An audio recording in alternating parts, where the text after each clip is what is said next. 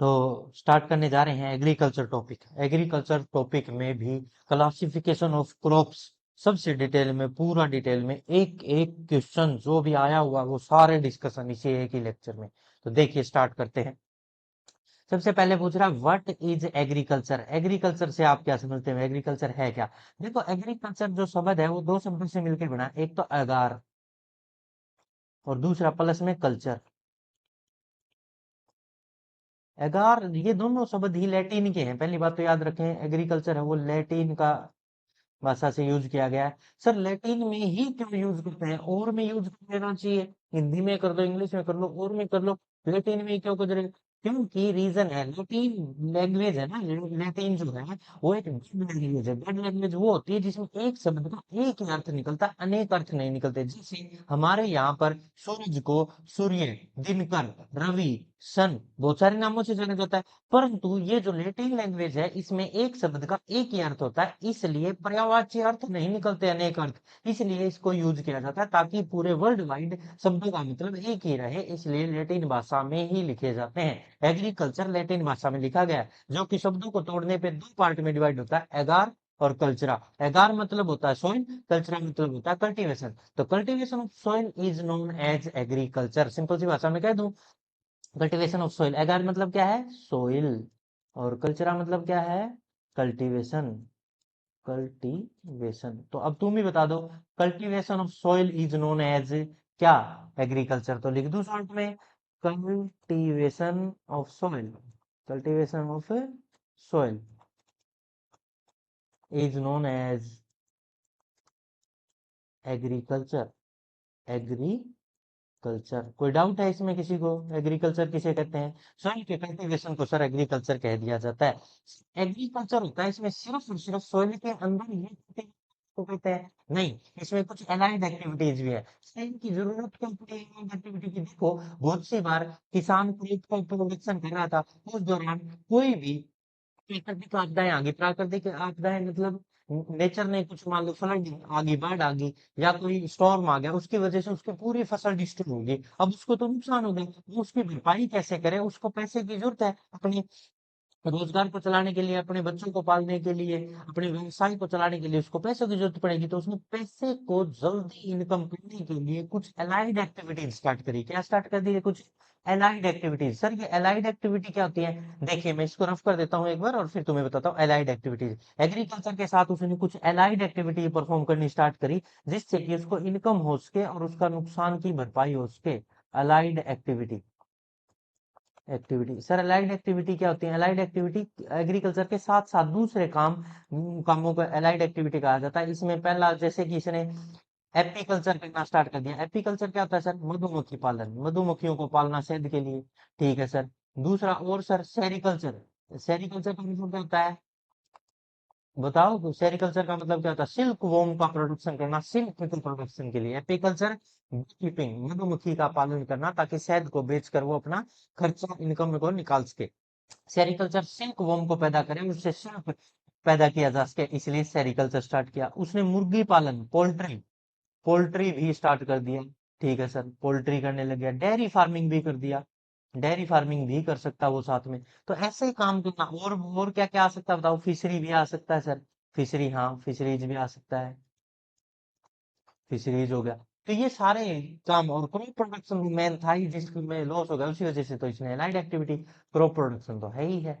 तो ये सारी एक्टिविटीज अलाइड एक्टिविटी होगी। कौन कौन सी? Fishery, dairy farming, poultry, sericulture, apiculture, ये सब भी मिला के पाया जाता है इनको एलाइड एक्टिविटी, जो कि एग्रीकल्चर के साथ ही परफॉर्म की जाएगी और किसान को बेनिफिट देगी, उसको कहते हैं अलाइड एक्टिविटीज। समझ में आया? इसमें सारे के सारे पशुओं को पालतू बनाना, मुर्गियां या बर्ड्स को पालना, मीट के लिए, हनी के लिए, सिल्क के लिए सिल्क वर्म को पालना, एपीकल्चर हनी बी को पालना, हनी के लिए, ऐसा उसने परफॉर्म किया। और ओवरऑल में अलाइड एक्टिविटीज में कहना चाहूँ तो एनिमल हस्बेंड्री स्टार्ट की, यही कह दूं, animal husbandry, animal husbandry start करी सर उसने, ठीक है। एनिमल हस्बेंड्री मतलब क्या होता है?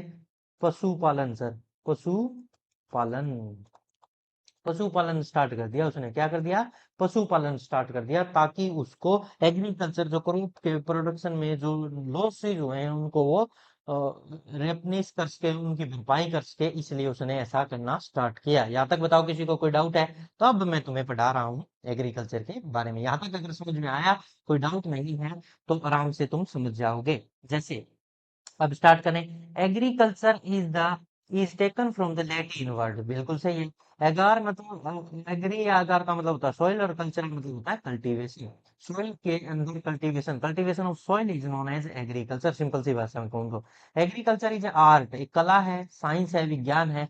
कल्टीवेटिंग द सॉइल, सॉइल को कल्टीवेट करने की, ग्रोइंग क्रॉप्स, फसलों को उगाने की, और रेयरिंग लाइव स्टॉक, पशुधन को पालने की। लाइव स्टॉक मतलब होता है पशुधन।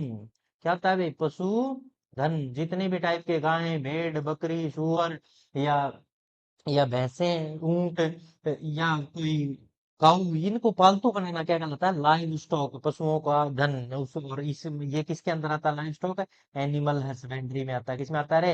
Animal husbandry. और इंडिया, इंडिया फर्स्ट रैंक रखता है लाइव स्टॉक में। इंडिया फर्स्ट रैंक पे है। इंडिया किसमें है? फर्स्ट रैंक पे है।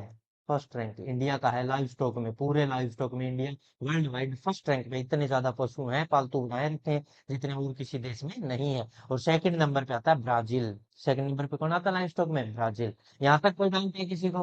अब यहाँ तक होने के बाद ये डायग्राम को देखो, ये कर रहा है क्रॉप प्रोडक्शन। क्या कर रहा है ये? क्रॉप ग्रो कर रहा है सर, ग्रो कर रहा है। ये क्या दिखा रखा है? डायरी फार्मिंग दिखा रखा है सर, डायरी दिखा रखी है गायों की। और यहाँ क्या दिखा रखा है? फिशरीज है सर, फिशरीज आपने बताया, ये सारी अलाइड एक्टिविटी। और ये क्या दिखा रखा है? सिल्क वॉर्म है सर, ये सिल्क वॉर्म। सिल्क वॉर्म को पालतू बनाए ताकि सिल्क का प्रोडक्शन कर सके। सर सिल्क वॉर्म कल्चर को क्या कहते हैं? सेरी कल्चर। और सिल्क वॉर्म प्रोडक्शन में फर्स्ट रैंक कंट्री बताइए कौन सी है? China. China is first rank holder in silk production. और सेकंड नंबर पे आता है इंडिया। सिल्क में भी सेकंड नंबर पे आता है इंडिया। ठीक है, और इंडिया में भी कहाँ? कर्नाटका। इंडिया में कहाँ? कर्नाटका। याद रह जाएगा भाई, कर्नाटका मैसूरी में सबसे ज्यादा सिल्क पैदा किया जाता है इंडिया के अंदर। आगे बढ़ते हैं नेक्स्ट।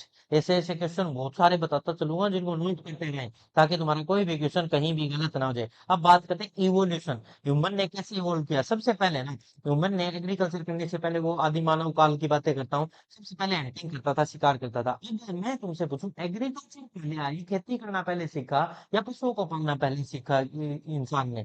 तो आप कहेंगे खेती करना। गलत। उसने सबसे पहले पशुओं को पालतू बनाना सीखा, उसके बाद खेती करना था। ये पूरी डिटेल बताता हूँ तुम्हें, ये इवोल्यूशन है, विकास कैसे हो। सबसे पहले वो हंटिंग करता था, शिकार मार के खाता था, और कच्चा मांस ही खाता रहता था, बाद में उसको पकाना भी सीख गया था। दूसरी बात, हंटिंग पैस्टोरियल का मतलब होता है चारागाह। चारागाह मतलब जिस भूमि पे वो पशुओं को पालतू बना दिया उसने, बाद में मारने के बाद उसको पता चला कि इन पशुओं को तो पालतू भी बनाया जा सकता है, और इनसे बेनिफिट और भी लिए जा सकते हैं, सिर्फ इनका मीट खाना ही एक इनका महत्व नहीं है, और भी महत्व है। तो उसने पशुओं को पालतू बनाया। पालतू बनाने के लिए वो चराने के लिए उनको ले जा रहा था अलग अलग जगह पे, घास फूस चराने, और उसको कहते हैं चारगाह, चरगाह। और उसको कहते हैं पास्चरल एक्टिविटी। ठीक है, पास्चरल। पर पास्चर करने के लिए, चारा ढूंढने के लिए उसको एक जगह से दूसरी जगह माइग्रेट करना पड़ता था, चलता रहना पड़ता था। अब उसको क्या चाहिए थी? सेटलमेंट चाहिए थी।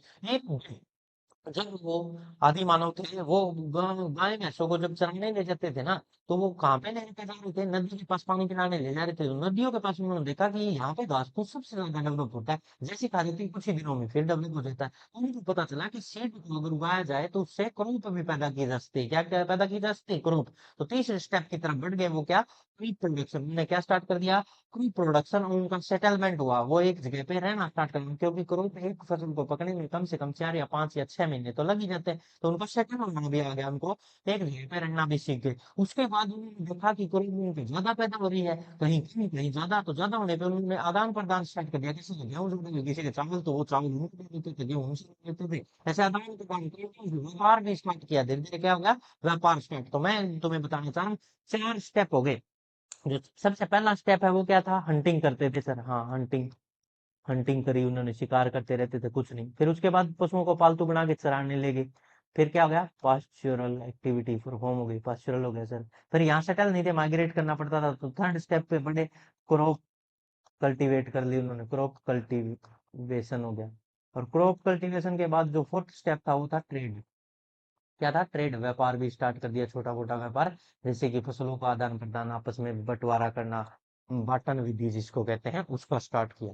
ठीक है, तो इस तरह से उन्होंने चार स्टेप में हंटिंग सबसे पहले, फिर पास्चर ऑफ चारगा, फिर रिप्रोडक्शन और फिर ट्रेनिंग स्टार्टिंग। मैं आगे बढ़ता हूँ नेक्स्ट स्लाइड की तरफ और तुम्हें समझाता हूँ पूरी डिटेल। यहाँ पे भी तो किसी को कोई डाउट है क्या? नहीं है, तो ये इवोल्यूशन ऑफ ह्यूमन है जो मैंने पूरा डिटेल तुम्हें समझाया। सबसे पहले वो इंसान थे, वो क्या करते रहते थे बताना भैया। सबसे पहले तो सर वो यही करता रहता था। अरे मार कर आ जा। यस। अब देखना, सबसे पहले तो सर फर्स्ट स्टेप था हंटिंग, शिकार करके खाता था। फिर उसने धीरे धीरे पशुओं को चरवाना स्टार्ट, पालतू बना लिया। चारगाह बन गया सर वो, ठीक है चरगाह। फिर उसने क्रॉप प्रोडक्शन, पर इस स्टेप में वो माइग्रेट करता था सर, एक जगह से दूसरी जगह भागना बहुत पड़ता था, माइग्रेशन बहुत ज्यादा था।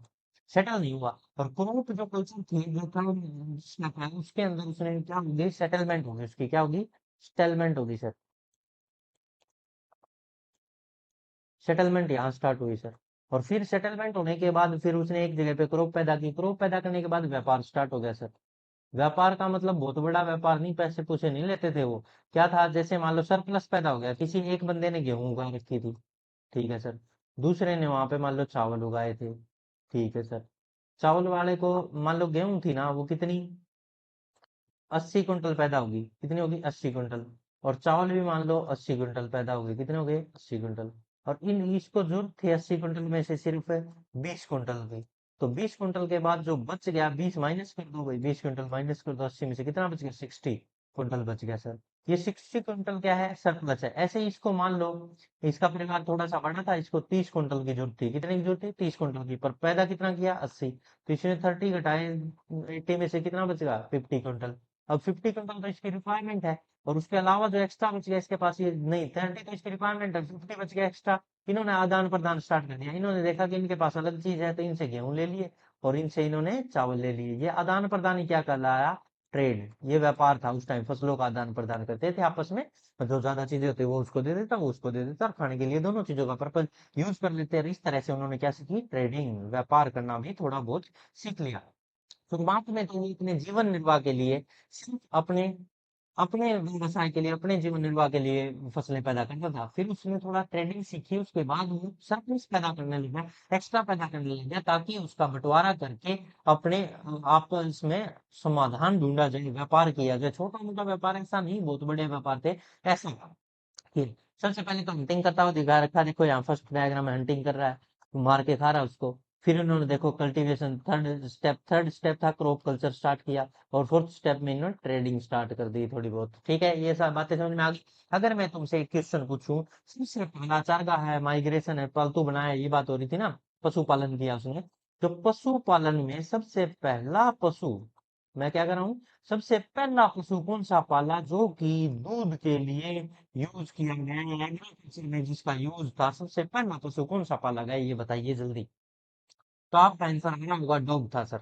ऐसा बिल्कुल ही गलत है, उसने कोई एग्रीकल्चर में उनको दूध थोड़ी ना पिलाया, दूध का दूध थोड़ी ना पीते थे वो। तो इसलिए सबसे पहला अगर पूछा जाए, वैसे पूछा जाए पहला एनिमल कौन सा तो एग्रीकल्चर में यूज होने वाला पहला पूछा जाए, तो कह देना भेड़ को पाला गया था सबसे पहले, सिप। 8700 BC, 8700 BC में सिप को पालतू बनाया सबसे पहले, सिप, वेणुगोपाल तुम आया था बीच में, ठीक है सर। फिर इसके बाद अगर बात करें, तो ये रफ करना पड़ेगा मेरे को। हम्म, इसके बाद अगर बात करें हम, तो फिर उसने गोट को पालतू बनाया 7700 BC के अंदर। किसको पालतू बनाया रे उसने, गोट को डोमेस्टिकेट किया, ताकि उससे दूध और मीट के रूप में यूज किया जा सके, ठीक है भाई। ये दो चीजें, ये दो क्वेश्चन याद रख लेंगे, ये काम के क्वेश्चन है, तुम्हारे काम आएंगे बहुत ज्यादा। ठीक है, यहाँ तक बताओ, किसी को कोई भी किसी प्रकार का भी डाउट है तो वो जल्दी से पूछ ले मेरे से, भाई ये क्या है, इसका मतलब क्या है, ठीक है। तो नहीं है तो आगे बढ़ते हैं नेक्स्ट स्लाइड की तरफ। देखिए जरा, यहाँ तक समझ में आया भी सभी को। अब समझ आता है व्हाट इज एग्रोनॉमी, एग्रोनॉमी का मतलब क्या है। देखिए एग्रोनॉमी बहुत ही आसान बात है। एग्रोनॉमी भी जैसे एग्रीकल्चर है, एग्रीकल्चर की एक ब्रांच है, जिसके अंदर हम मैनेजमेंट, खेत को मैनेज कैसे करें वो सीखते हैं। मैनेजमेंट का मतलब है सिद्धांत क्या क्या है, इसमें पानी कैसे लगाया जाए, सीड सोइंग कैसे की जाए, कल्टीवेशन कैसे किया जाए, फिर मिट्टी को कैसे उखाड़ा जाए, ताकि उसमें फीडबैक अच्छे से प्रिपेयर हो। ऐसे मैनेजमेंट जो थी, प्रैक्टिस या प्रिंसिपल या सिद्धांत कहूँ, वो सारा किसके तहत आता है? एग्रोनॉमी के तहत आता है। तो उसको डिटेल में समझने जा रहे हैं, एग्रोनॉमी क्या है। तो देखिए भाई, व्हाट इज एग्रोनॉमी? एग्रोनॉमी भी एक, देखो, लैटिन वर्ड नहीं है, पहली बात तो ये ग्रीक वर्ड है। सबसे पहले तो बात करें, एग्रोनॉमी ग्रीक वर्ड है, ये भी पूछे जा सकते हैं, लैटिन है या ग्रीक है या स्पेनिश है या इंग्लिश है, संस्कृत है क्या। अब ये भी दो शब्दों से मिलकर बना है, एक का मतलब है एग्रोस और दूसरा है नोमोस। एग्रोस का मतलब होता है क्या? फील्ड, खेत, फील्ड। और नोमोस का मतलब होता है मैनेजमेंट।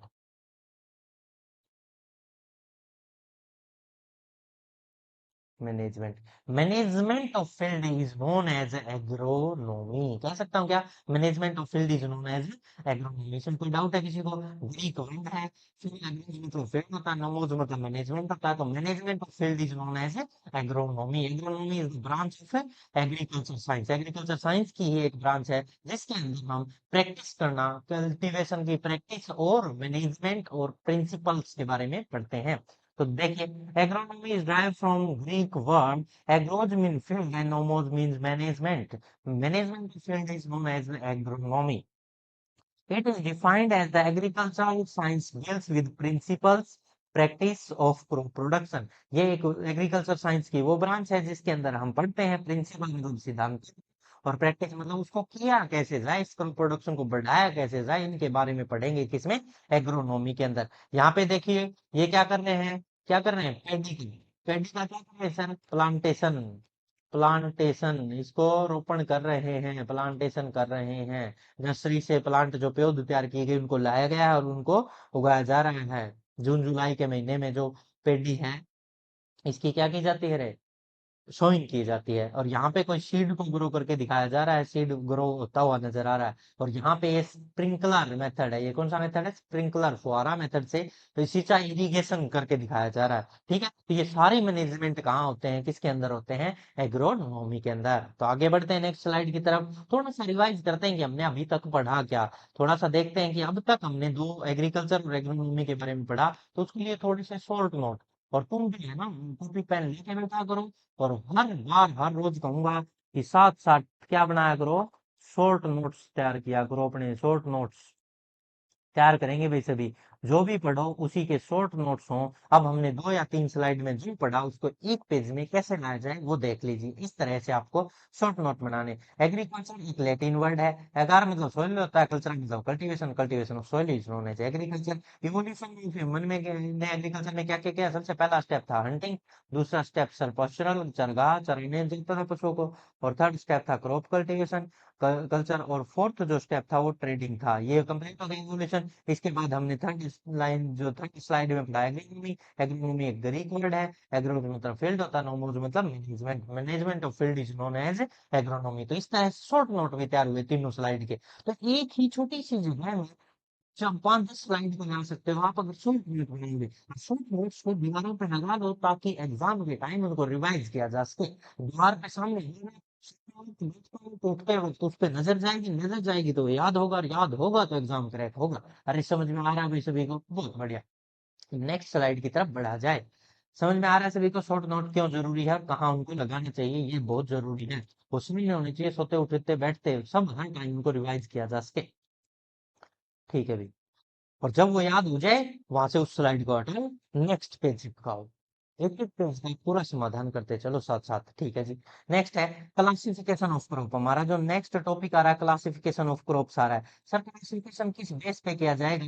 जैसे तुम बच्चे हो, अब उनमें से, तुम में से अगर मैं कहूँ कि जो 10 साल से छोटे हैं उनको अलग कर दो, 15 साल से बड़े को अलग कर दो, 21 को अलग कर दो, तो मैंने एज के बेस पे तुम्हारा क्या कर दिया? बंटवारा कर दिया, क्लासिफिकेशन कर दिया। ऐसे ही ग्रुप्स में उनके एज के बेस पे भी क्लासिफिकेशन होता है, उनके लाइफ स्पान के बेस पे भी क्लासिफिकेशन होता है। वो मोनोकोट है, डाइकोट है, उनका सीड के 2 पार्ट होते हैं, एक पार्ट होता है उसके बेस पे होता है। वो उनको सनलाइट ज्यादा समय तक चाहिए या कम समय तक चाहिए, उसको फोटो पीरियोडिज्म के बेस पे भी क्लासिफिकेशन होता है।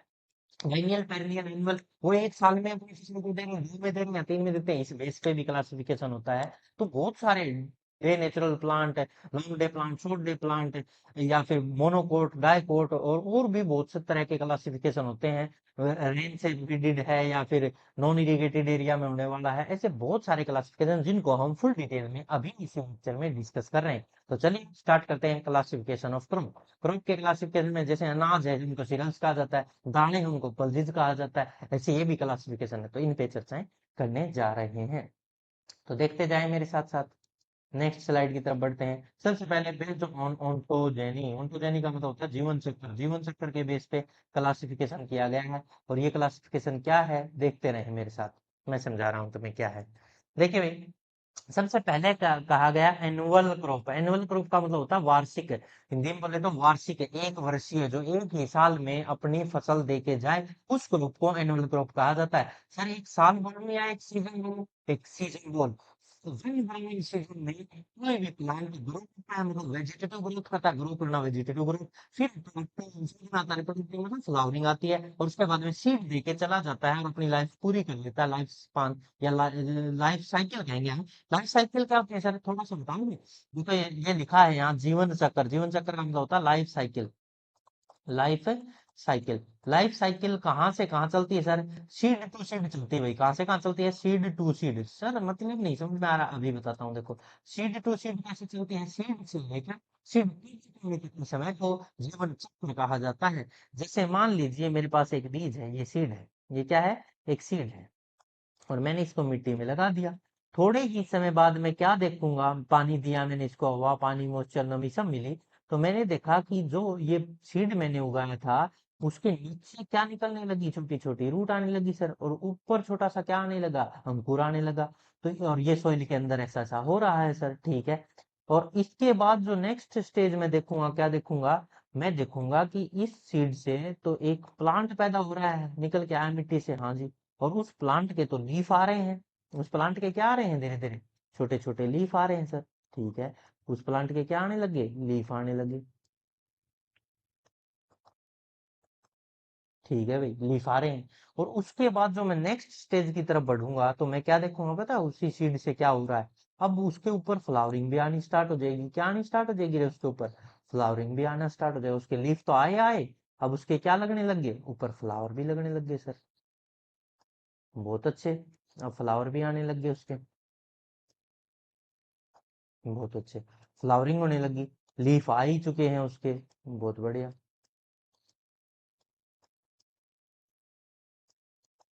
ये देखो लीफ भी आ गए, और उसके क्या आ गए? सर फ्लावर आ गए। और फ्लावर से अगर पोलिनेशन वगैरह वगैरह करके फिर से क्या निकालेगा? वो फ्रूट बनाएगा सर। फ्लावर से क्या बनने वाला है? फ्रूट। फ्लावर से बन जाएगा फ्रूट, ठीक है। फ्रूट निकल बनेगा, और फ्रूट बनने के बाद उस फ्रूट में से फिर से क्या निकलेगा सर? सीड निकलेगा। और वही चक्कर फिर से स्टार्ट हो जाएगा। सीड से स्टार्ट हुआ था और सीड पे आ गया, इसी को हम क्या कहते हैं सर? सीड से स्टार्ट और सीड पे ही पहुंच जाना, इसी को हम क्या कहते हैं? जीवन चक्र कहते हैं। इसी को तो क्या कहा जाता है? उसकी लाइफ साइकिल बोला जाता है। और यही क्या कहलाता है? लाइफ साइकिल को, इस जीवन चक्र को, सीड से सीड पैदा करने के समय को अगर वो एक सीजन में पूरा कर दिए, तो उसको कहते हैं एनुअल। अगर उसको 2 सीजन लग जाए, एक सीजन में तो सिर्फ वो ग्रोथ ही करे, दूसरे में फ्लावरिंग करके सीड पैदा करे, उसको कहते हैं बाइनल। एक सीजन में सिर्फ ग्रोथ करता रह जाए, वेजिटेटिव प्रोपेगेशन, वेजिटेटिव ग्रोथ ही चलती रहे, और सेकंड फेज में जाके रिप्रोडक्टिव फेज में पहुंचे, और उस दौरान वो सीड पैदा करे, तो उसको कहते हैं बाइनल क्रॉप। समझा?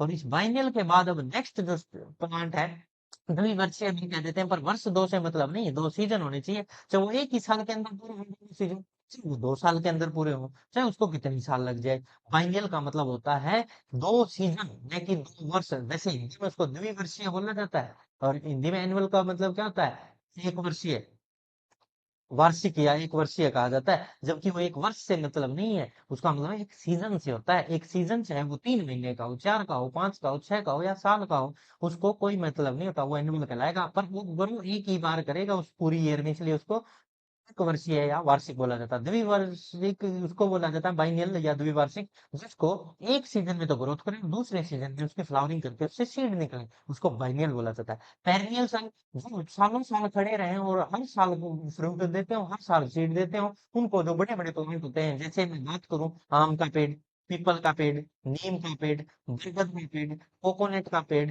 अमरूद का पेड़, जितने फ्रूट्स हैं लगभग उन सबके बड़े बड़े प्लांट सब किसमें आते हैं? पेrennial क्रॉप्स में आते हैं सर।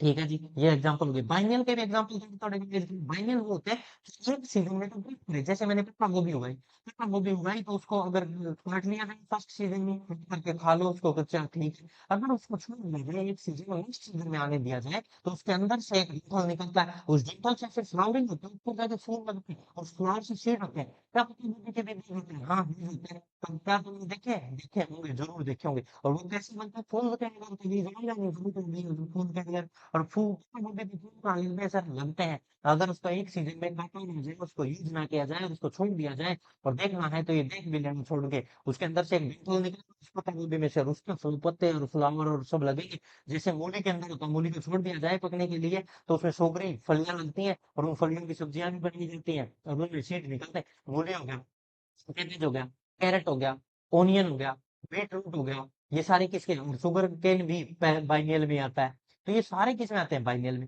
एनुअल क्या आता है? जितनी भी फसलें हैं, जितनी भी दालें हैं, जितने भी अनाज है, गेहूं है, चावल है, गेहूं चावल मक्का बाजरा, ये सब क्या है? एनुअल है सर। और बाइनियल क्या, भी बता दिया, पत्ता गोभी, cabbage, carrot, radish, turnip, onion, beet root, sugar cane, ये सब बाइनियल। सर शुगर केन तो मैंने कभी कभी पेरिनियल में भी देखा। हाँ, शुगर केन बाइनियल में भी आ सकता है, पेरिनियल में भी आ सकता है। रीजन है क्यों सर, ऐसा क्यों? ऐसा क्यों? ये तो गलत बात है, बाइनियल में आ जाए पेरिनियल में, देख के आंसर देना पड़ेगा, क्योंकि इनको मोटू लिखने रहता, मोटू का मतलब रोटन क्रॉप होती है, रोटन। और रोटन क्रॉप होती है, रोटन क्रॉप जिनको छोड़ दिया गया, जैसे गन्ने को ऊपर ऊपर से काट के उसका यूज कर लिया लेके, और एक साल के लिए उसको छोड़ दिया, फिर वो फेवरेबल कंडीशन में फिर से ग्रो कर जाए, उसी बची हुई जो बची पार्ट उसके बचे हुए थे ना, वेजिटेटिव पार्ट, उन्हीं से प्लांट वापस पैदा हो जाए, गन्ने की खेती फिर से की जाए, तो उसको कहते हैं हम पेरिनियल क्रॉप। अगर उसको साल दर साल यूज भी करें लगातार, उसको पूरा जिम से ना उखाड़ा जाए, तो उसको कहते हैं पेरिनियल। अगर उसको फर्स्ट टाइम उगाया गया तो वो बाइनियल में आएगा, वो अपने 2 सीजन के अंदर फर्स्ट टाइम फ्लावरिंग करेगा, एरोइंग होगी, उसमें से झंडा निकलेगा जिसपे बहुत सारे सीड लगेंगे। अरे समझ में आ रहा है?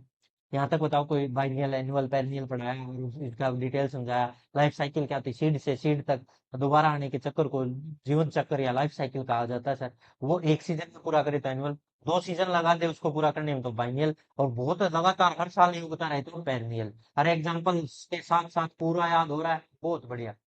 नेक्स्ट स्लाइड की तरफ बढ़ा जाए, तो देखिए नेक्स्ट स्लाइड में क्या बताया गया है। हमें लैंग्वेज का बहुत ज्यादा ध्यान रखना पड़ेगा, क्योंकि एग्जाम में हमें वहाँ डायग्राम थोड़े दिए जाएंगे, हमारे वहां तो क्या होगी, लैंग्वेज होगी, और उस लैंग्वेज को देख के हमें पता करना है ये एनुअल प्लांट है, ये बाइनियल प्लांट है, या ये पेरिनियल प्लांट है। तो उस लैंग्वेज से, जैसा कि एनुअल में क्या लिखा गया है उसको देखें, जरा ध्यान से पढ़ें। Annual plant complete their life cycle in one growing season, एक ही ग्रोइंग सीजन में अपनी लाइफ साइकिल को पूरा कर ले, उसको एनुअल प्लांट कहते हैं। इसमें सारे तो सिरल्स आते हैं, सिरल्स आते हैं सर, ठीक है। और सारी क्या आती हैं? पलजी जाती हैं। दाने होंगी जितनी भी, सारे अनाज हो गए, सब किस में आते हैं? इसी में आते हैं। बाइनियल प्लांट्स की बात करें, बाइनियल देखो, जो एक सीजन में तो अपनी ग्रोथ ही करे, वेजिटेटिव ग्रोथ, और सेकंड सीजन में रिप्रोडक्टिव स्टेज में आए, मतलब फ्लावरिंग करे और फिर सीड दे, उसको कहते हैं biennial. Biennial plant are the planted in one year, growing through the year, growth करते रहेंगे, grow on and flower during the next year. ये ईयर वर्ड है ना, ईयर को हटा के यहाँ पे ईयर की जगह क्या लिखो, ग्रोइंग सीजन। यहाँ एक शब्द यूज होना चाहिए, सीजन। सीजन अच्छा शब्द है as compare to year, year गलत है यहाँ, क्योंकि वो अपनी बाइनियल वो 2 सीजन चाहे वो 6 महीने में पूरे कर दे, जो फर्स्ट सीजन है उसके लास्ट में वो उगाया जाए, और नेक्स्ट सीजन के शुरुआत में कट कर लिया जाए, क्या पता वो 3 ही महीने में, 4 महीने, 5 महीने में कट कर दिया जाए, पर सीजन तो 2 यूज कर दिया तो उसको बाइनियल ही बोला जाएगा। समझ में आ रहा है? तो देखिए, पेरिनियल प्लांट्स, ईयर गलत है यहाँ, ईयर वर्ड यूज नहीं करना चाहिए। Perennial plants grow strong year after year, यहाँ ईयर वर्ड यूज कर सकते हो, क्यों? वो सालों दर सालों खड़े ही रहते हैं, जैसे पीपल का पेड़ है, उसको वो हर साल फ्रूट देता है और हर साल वहीं खड़ा रहता है। आम का पेड़ है, वो वहीं खड़ा रहेगा और हर साल फ्रूटिंग होगी उसकी, तो ये पेरिनियल प्लांट है। जैसे कोकोनट है, मैंगो है, गुआवा है, पीपल है, नीम है, बरगद है, ये बड़े बड़े प्लांट सारे किसमें आते हैं? पेरिनियल में। और बाइनियल में क्या आते हैं? जैसे कैबेज आ गया सर, कैबेज आ गया, ठीक है। कैरेट आ गया, कैरेट। रेडिश होगी सर, रेडिश। टर्निप होगी, ओनियन हो गया, ओनियन। ये सब किस में आते हैं? बीट रूट हो गया, बीट रूट। ये सब किसके अंदर आते हैं? बीट रूट, स्वीट, और ये सारा कैबेज और रेडिश, ये सब आते हैं बाइनियल में। और पल्सीज और अनाज सारे किस में आते हैं? एनुअल में। और जो लार्ज ट्री होते हैं, बड़े बड़े ट्री होते हैं, बड़े बड़े भारी प्लांट, वो सब किस में आते हैं? पेरिनियल में। तो इस तरह से हमने एनुअल, बाइनियल और पेरिनियल प्लांट्स को कंप्लीट नॉलेज ले ली है। यहाँ तक बताओ कोई किसी को डाउट है क्या? नहीं है। तो आगे बढ़ते हैं नेक्स्ट स्लाइड की तरफ। एनुअल क्रॉप्स के एग्जाम्पल दिए गए हैं, मैंने बता ही दिए हैं लगभग एग्जाम्पल तुम्हें, फिर भी एक बार के लिए तुम्हारे लिए रिवाइज करा देते हैं। राइस, मैज, मस्टर्ड, सोरगम। चावल है, मक्का है, सरसों है, ज्वार है। सोयाबीन हो गई, काउपी लोबिया है, चवड़ा जिसको बोलते हैं, याम क्या होता है, जमीकंद जिसको बोला जाता है, रतावी भी कहते हैं, जमीकंद या रतावी जिसको बोला जाता है, ये क्या होता है, याम। और याम के बाद स्वीट पोटैटो मतलब शक्करकंदी जिसकी बात करें, कॉटन कपास हो गई, टोमेटो टमाटर हो गया, वाटरमेलन तरबूज हो गया, वीट गेहूं हो गया, ल्यूटिस होता है सलाद पत्ता जिसको बोलते हैं, सलाद पत्ता। पी मटर हो गया, ग्राउंडनट मूंगफली होगी। केसवा क्या होता है सर? केसवा होता है साबूदाना में ब्रेड के टाइम यूज किया जाने वाली चीज को केसवा कहते हैं। यहाँ डायग्राम में भी देखिए केसवा दिखाया गया है, इससे साबूदाना बनाया जाता है और उसको व्रत के अंदर व्रत रखते हैं ना, कोई भी लोग भूखे रहते हैं तो वो इसका यूज करते हैं। ग्रीन वेजिटेबल्स, हरी पत्तेदार सब्जियां, इन सब को किस में काउंट किया जाता है? एनुअल, वार्षिक, जो एक ही सीजन में अपनी लाइफ स्पान को, लाइफ स्पान तो बहुत अलग चीज है, लाइफ साइकिल को पूरा करते हैं। नेक्स्ट स्लाइड की तरफ बढ़ते हैं। नेक्स्ट स्लाइड में बताया गया है, इन्हीं के डायग्राम दिए गए, जो एग्जांपल मैंने बोले हैं अभी देख लीजिए एक बार, सभी को देख लेते हैं। तो सबसे पहले दिया गया ल्यूटी सलाद पत्ता, कॉटन कपास, टोमेटो टमाटर, काउपी लोबिया है, चवड़ा जिसको बोलते हैं, मस्टर्ड सरसों हो गया, स्वीट पोटैटो शकरकंदी, मेज मक्का हो गया, व्हीट गेहूं होती है पर ये राइस दिखाया गया है डायग्राम में। ठीक है भाई, आगे बढ़ते हैं नेक्स्ट स्लाइड की तरफ।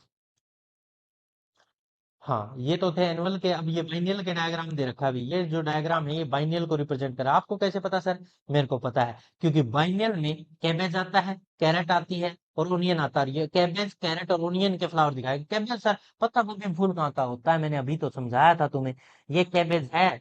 नहीं समझ में आ रहा तो ये कैबेज है भाई, पत्ता गोभी है, पर ये तो फूल गोभी नजर आ रही सर। नहीं है ये कॉलीफ्लावर नहीं है, ये कैबेज है। और कैबेज को अगर उस समय के लिए छोड़ दिया जाए तो उसमें से डंठल निकल के उसमें फ्लावर लगने लगता है, और इसी को हम क्या कहते हैं? बाइनियल प्लांट, द्विवार्षिक हिंदी में बोला जाता है। दो सीजन इसको अपनी लाइफ साइकिल को पूरा करने में लगे, अपनी सीड तक पैदा करने में 2 सीजन लग जाए, उसको बाइनियल कहा जाता है। और बाइनियल के एग्जाम्पल ये सर, ये डायग्राम किसका है? ये भाई तुम्हें जो डायग्राम दिखाया गया है, ये किसके अंदर है? ओनियन, ओनियन में ऐसा दिखाई देता है। और ये सर, ये कैरेट में। तो ओनियन, कैरेट और कैबेज, ये सब किसके एग्जाम्पल बताओ? बाइनियल है सर, ये सारे के सारे क्या है? बाइनियल, बाइनियल क्रॉप्स हैं ये सारी की सारी। कौन सी क्रॉप है? बाइनियल क्रॉप्स हैं। ठीक है, क्योंकि इनको अपनी लाइफ साइकिल को पूरा करने के लिए 2 सीजन की जरूरत होती है, उनको क्या बोला जाता है? बाइनियल क्रॉप्स बोला जाता है। बताइए यहाँ तक कोई किसी को भी डाउट है तो वो बोले। आगे बढ़ते हैं। बाइनियल प्लांट्स के डायग्राम के साथ एग्जांपल दिखाए गए हैं, और ये तो अभी भी मैंने सारे तो बोले हैं। अभी मैंने बोला ओनियन, कैरेट और कैबेज, और ऐसे ही मैं और भी तो बोल रहा था तुम्हारे सामने। शुगर केन और शुगर बीट भी इसी के एग्जाम्पल माने जाते हैं।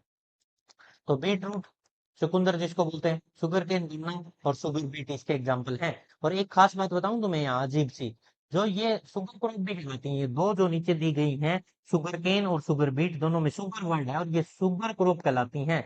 दोनों की दोनों क्या कहलाती हैं? Sugar crop. कौन सी क्रॉप है? शुगर क्रॉप, जिनसे चीनी बनाई जा रही, शुगर क्रॉप। शुगर क्रॉप ऐसा के एग्जाम्पल भी यही दो हैं। हाँ, इसमें से 90 से 95% जो शुगर है, गन्ना है, गन्ने से बनाई जाती है। 90 से 95% किससे बनाई जाएगी? गन्ने से। और जो 5 से 10% बची हुई शुगर है, वो कहाँ से पैदा, किससे पैदा की जाती है? शुगर बीट से पैदा की जाती है। यहाँ तक कोई डाउट है तो बोलें भाई। सही चल रहा है। आगे बढ़ते हैं नेक्स्ट स्लाइड की तरफ। चलिए, तो अब बात करते हैं पेरिनियल।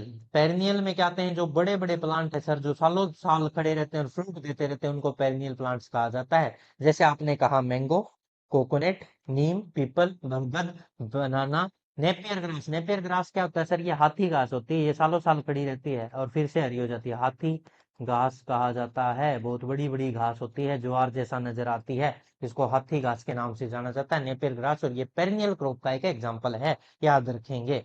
ठीक है भाई, आगे बढ़ते हैं। और ये फोडर के रूप में, पशुओं को चारे के रूप में यूज की जाने वाली एक फसल के रूप में भी यूज हो रही है। ठीक है भाई, यहाँ तक कोई डाउट है किसी को? नहीं है। तो आगे बढ़ते हैं नेक्स्ट स्लाइड की तरफ। अरे चल रहा है। तो आगे बढ़ते हैं। Classification based on an climate, climate के बेस पे क्लासिफिकेशन किया गया है। वहां की जो हवा है, वायु है, वहां का एनवायरमेंट कैसा है, वहां ठंड ज्यादा है, गर्मी ज्यादा है, या बीच का नॉर्मल मौसम है, उसके बेस पे क्या किया गया है, क्लासिफिकेशन किया गया है। और इस क्लासिफिकेशन में जो बंटवारा किया गया है फसलों का, वो ट्रॉपिकल क्रॉप्स हो जाएंगी, सब ट्रॉपिकल हो जाएंगी, टेम्परेट हो जाएंगी और पोलर हो जाएंगी। तो इन्हीं के बेस पे क्लासिफिकेशन हुआ है।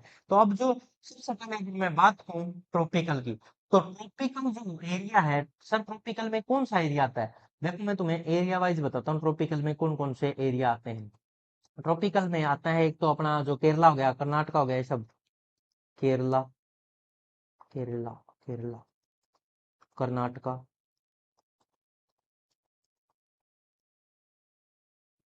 कर्नाटका, कर्नाटका, तमिलनाडु, तमिलनाडु,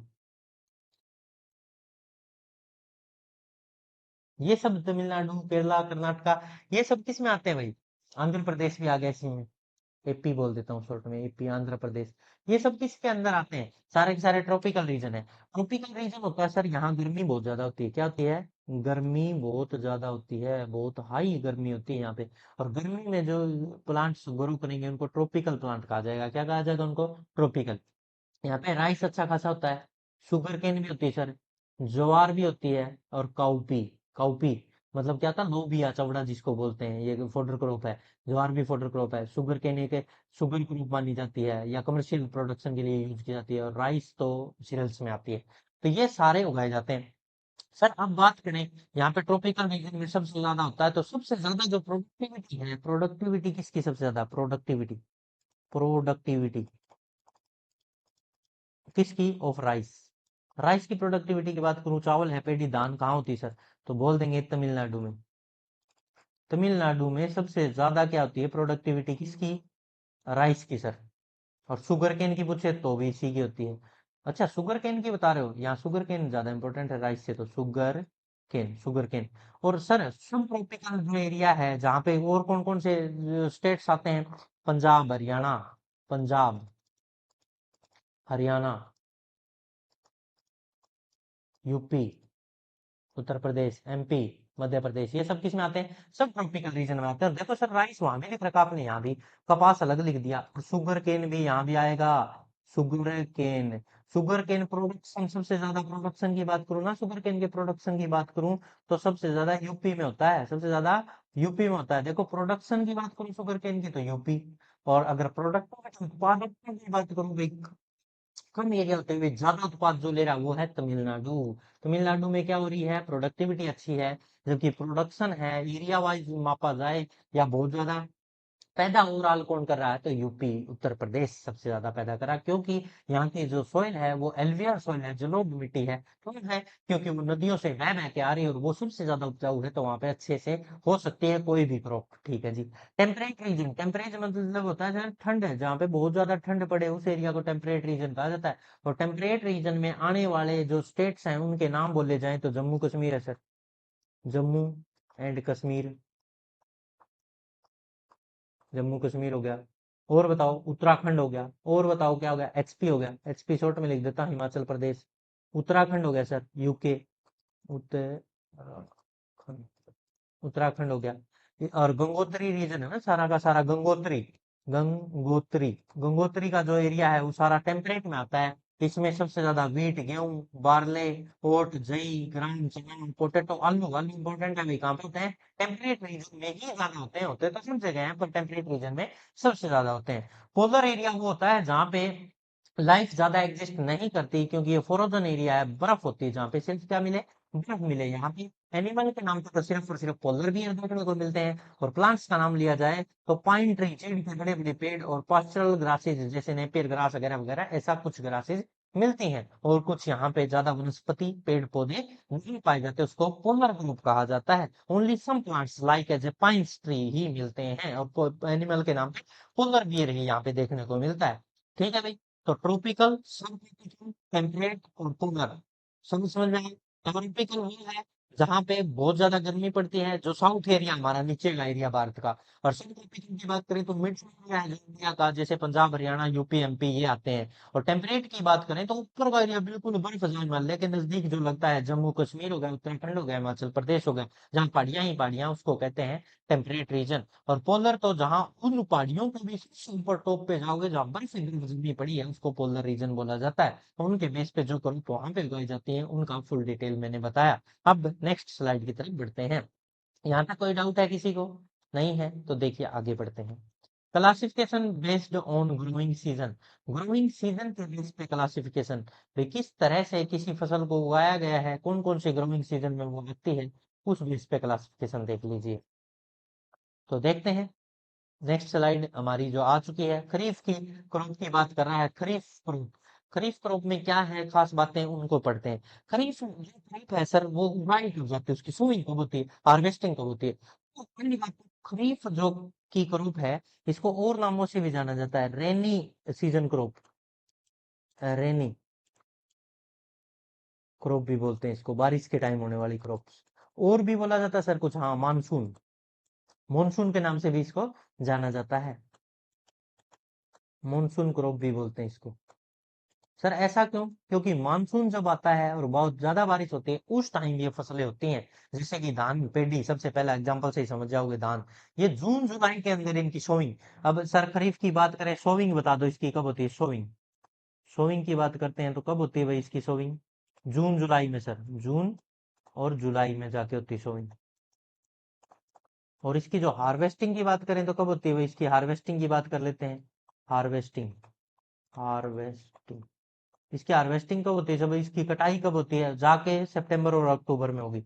सितंबर अक्टूबर में जाकर इसको कट किया जाता है, इस फसल को हार्वेस्ट कर लिया जाता है। सोविंग याद होगी खरीफ की फसल की, जून जुलाई में होती है सर। हार्वेस्टिंग सितंबर अक्टूबर में होती है। मानसून जो होता है जून जुलाई में, तब जाके इसकी सोविंग की जाती है, इसलिए इसको मानसून क्रॉप, या बहुत ज्यादा बारिश होती है मानसून के दौरान, उसको रेनी क्रॉप भी कहा जाता है। एग्रीकल्चर क्रॉप ईयर ऑफ, जो एग्रीकल्चर का क्रॉप ईयर स्टार्ट कब होता है, ये क्वेश्चन पूछा जाए। एग्रीकल्चर क्रॉप ईयर स्टार्ट्स, जो एग्रीकल्चर है, एग्रीकल्चर क्रॉप ईयर की बात करूं मैं, क्रॉप ईयर कब स्टार्ट होता है, रवि से, खरीफ से या जायद से? कौन से होता है, जायद से, रवि से या खरीफ से? किस से एग्रीकल्चर क्रॉप ईयर स्टार्ट होता है? क्रॉप ईयर किसको माना जाता है, स्टार्टिंग किसको मानी जाती है? खरीफ की तो फसल को ही मानी जाती है सर। खरीफ क्रॉप को ही माना जाता है, खरीफ क्रॉप्स को ही एग्रीकल्चर स्टार्टिंग ईयर माना जाता है। भाई एग्रीकल्चर का स्टार्ट तो हुआ है, खरीफ की फसलों से शुरुआत मानी जाती है। इंडिया के अंदर मेनली, या वर्ल्ड वाइड भी यही है। ठीक है, याद कर लेंगे यहाँ तक। अब देखो, खरीफ की फसलों की कुछ खास बातें बताता हूँ। पानी की requirement, water requirement high. Sir water requirement high क्यों? क्योंकि ये बारिश के सीजन के टाइम होती है, जैसे धान है, धान को देखो पानी खड़ा रहना चाहिए, तब जाके वो फसल पैदा होती है। वाटर रिक्वायरमेंट हाई, रीजन क्या है सर वाटर रिक्वायरमेंट हाई होने का? क्योंकि वो उस टाइम एक तो गर्मी, टेम्परेचर हाई होता है, एनवायरमेंट में टेम्परेचर हाई होगा, टेम्परेचर हाई होगा तो इवेपोरेशन, भाप में से पानी बहुत ज्यादा लॉस होगा, वाटर में ट्रांसपिरेशन भी बहुत तेज होगा, और वाटर का लॉस बहुत ज्यादा होगा, तो फिर इसको वाटर की रिक्वायरमेंट सबसे ज्यादा होगी, एक तो खरीफ फसलों को। दूसरा, उस टाइम विंड वेलोसिटी, जून जुलाई के बाद से सितंबर तक क्या होती है, विंड वेलोसिटी हाई होती है। विंड वेलोसिटी से इफेक्ट पड़ता है, विंड वेलोसिटी होगी तो वहां से जो मॉइस्चर उसको हटा देगी, मॉइस्चर वहां से हटेगी तो प्लांट और पानी छोड़ेगा ट्रांसपिरेशन पुल के थ्रू, और पानी का लॉस होगा। जितना ज्यादा पानी का लॉस होगा, उतना ही पानी की रिक्वायरमेंट उस प्लांट को क्या होगी, ज्यादा होगी। इसलिए खरीफ फसल है, उनकी वाटर रिक्वायरमेंट ज्यादा होती है। और खरीफ की फसलों को रन फील्ड एरिया में नहीं उगाया जाता, वहां उगाया जाएगा जहाँ पे इरिगेशन की फुल व्यवस्थाएं, फुल सुविधाएं होंगी। अरे समझ में आ रहा है? तो खरीफ की फसलों को पानी की रिक्वायरमेंट ज्यादा है, इसलिए रेनी सीजन या मानसून सीजन में ग्रो की जाती हैं। और हार्वेस्ट सितंबर अक्टूबर में की जाती हैं। रेनी सीजन या मानसून होता है, उस टाइम विंड स्पीड भी बहुत ज्यादा होती है, और टेम्परेचर बहुत हाई होने की वजह से वहाँ पानी की रिक्वायरमेंट बहुत ज्यादा होती है। और जो खरीफ की फसलें, उनके एग्जाम्पल याद है, सोविंग याद होगी जून जुलाई, और हार्वेस्टिंग सितंबर अक्टूबर याद रखें। एग्जाम्पल याद करें, पैडी, धान, मेज, मक्का, ज्वार, सोरगम, बाजरा, बाजरा उगाया जाता है, तुर, अरहर जिसको बोलते हैं, मूंग, उड़द, कॉटन, कपास, जूट, ग्राउंडनट, मूंगफली, सनफ्लावर, सूरजमुखी, कैस्टर, अरंडी, सोयाबीन, सनहम्प, है, सोयाबीन, ये सब जितनी भी तुमने फसलें अभी पढ़नी है, ये सारी की सारी कब उगाई जाती है रे? ये सारी की सारी कब उगाई जाती है? ये सारी की सारी फसलें उगाई जा रही हैं कब? खरीफ के अंदर उगाई जाती हैं। समझ में आया भाई? याद रख लेंगे, एग्जाम्पल याद करेंगे, और एग्जाम्पल्स के लिए ट्रिक मैंने मेरे चैनल पे हर जगह डाल दी है, ताकि ट्रिक्स को भी तुम अलग से पढ़ चुको। यहाँ पे मैं अगर ट्रिक्स बोलने लगूं, टाइम अगर उनको हिंदी में लिखूं, एक एक मतलब समझाऊं, तो बहुत टाइम वेस्ट हो जाएगा तुम्हारा, ये लेक्चर बहुत लंबा खींच जाएगा। इसलिए मैंने यहाँ ट्रिक्स अलग से बता रखी है, वहां चैनल पे जाओ और उनको पढ़ो। आगे बातें करते हैं खरीफ के बाद रबी क्रॉप। रबी क्रॉप सर इनको क्या बोला जाता है? इनको समर क्रॉप भी बोला जाता है, इनको समर क्रॉप भी बोला जाता है। इनको वाटर रिक्वायरमेंट कम होती है। इनको किस नाम से भी जाना जाता है? समर क्रॉप के नाम से भी जाना जाता है, समर क्रॉप। ठीक है सर, समर क्रॉप भी कहते हैं इनको, गर्मियों में उगाई जाने वाली। तो इनकी जो सोविंग और हार्वेस्टिंग की बात कर लेता हूँ, यहाँ पे लिख देता हूँ, इनकी सोविंग कब होगी और हार्वेस्टिंग कब होगी, उस पर चर्चाएं जरूर रखेंगे हम। सोविंग की बात करते हैं। सोविंग सोविंग कब होगी? जब वो कट होती है ना, उसी टाइम इसको उगाया जाता है, सितंबर अक्टूबर में।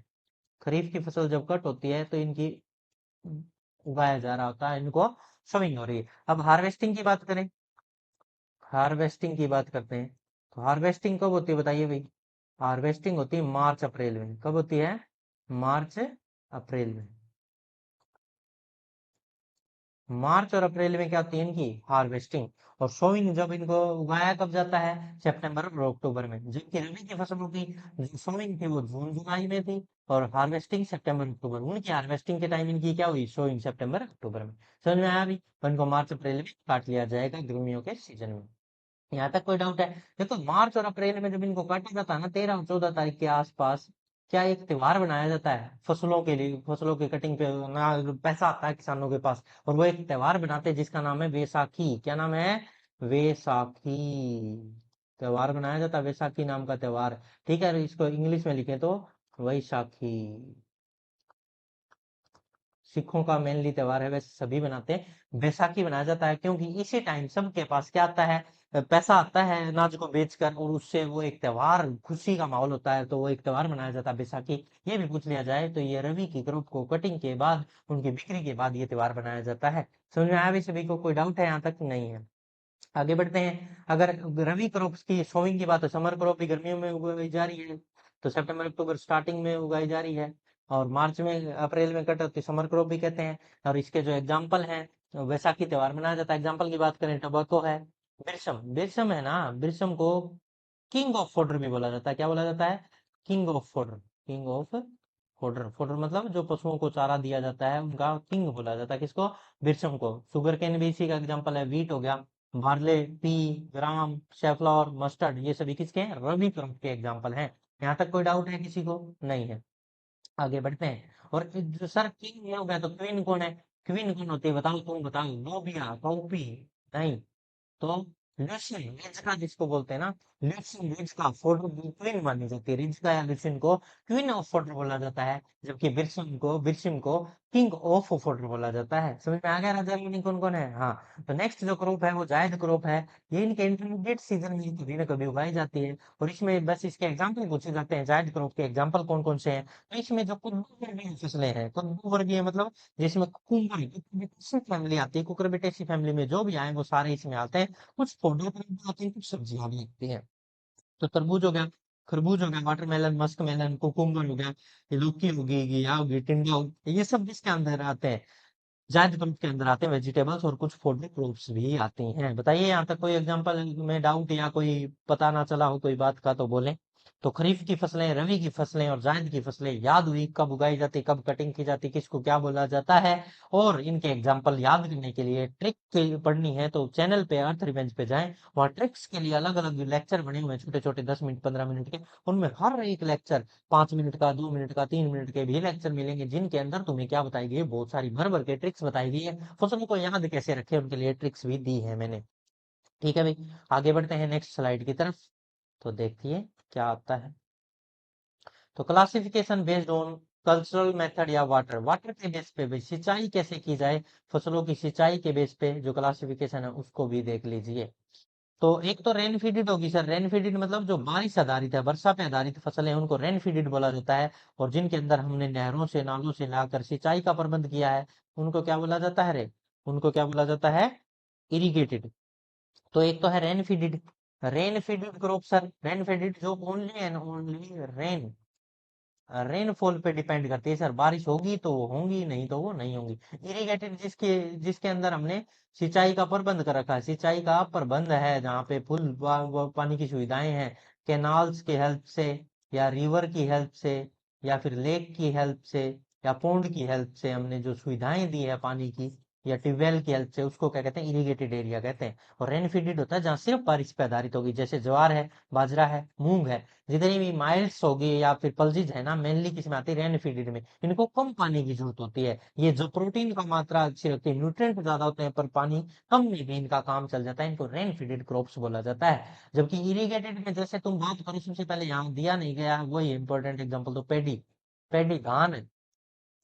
धान चावल को उगाया जाए बिना पानी के इरिगेटेड एरिया के, उसको ग्रो तो कर ही नहीं सकते। अगर आप राजस्थान की बात करें तो वहां पे ज्वार बाजरा मूंग ये रेन फीडेड एरिया ज्यादा है, तो वहां ये उगाए जाते हैं। जबकि धान कभी भी राजस्थान में देखने को बहुत कम एरिया में मिलेगा, जहाँ नहरों की सुविधाएं, पानी की सुविधाएं, सिंचाई होगी, वहीं उगाया जा सकता है धान।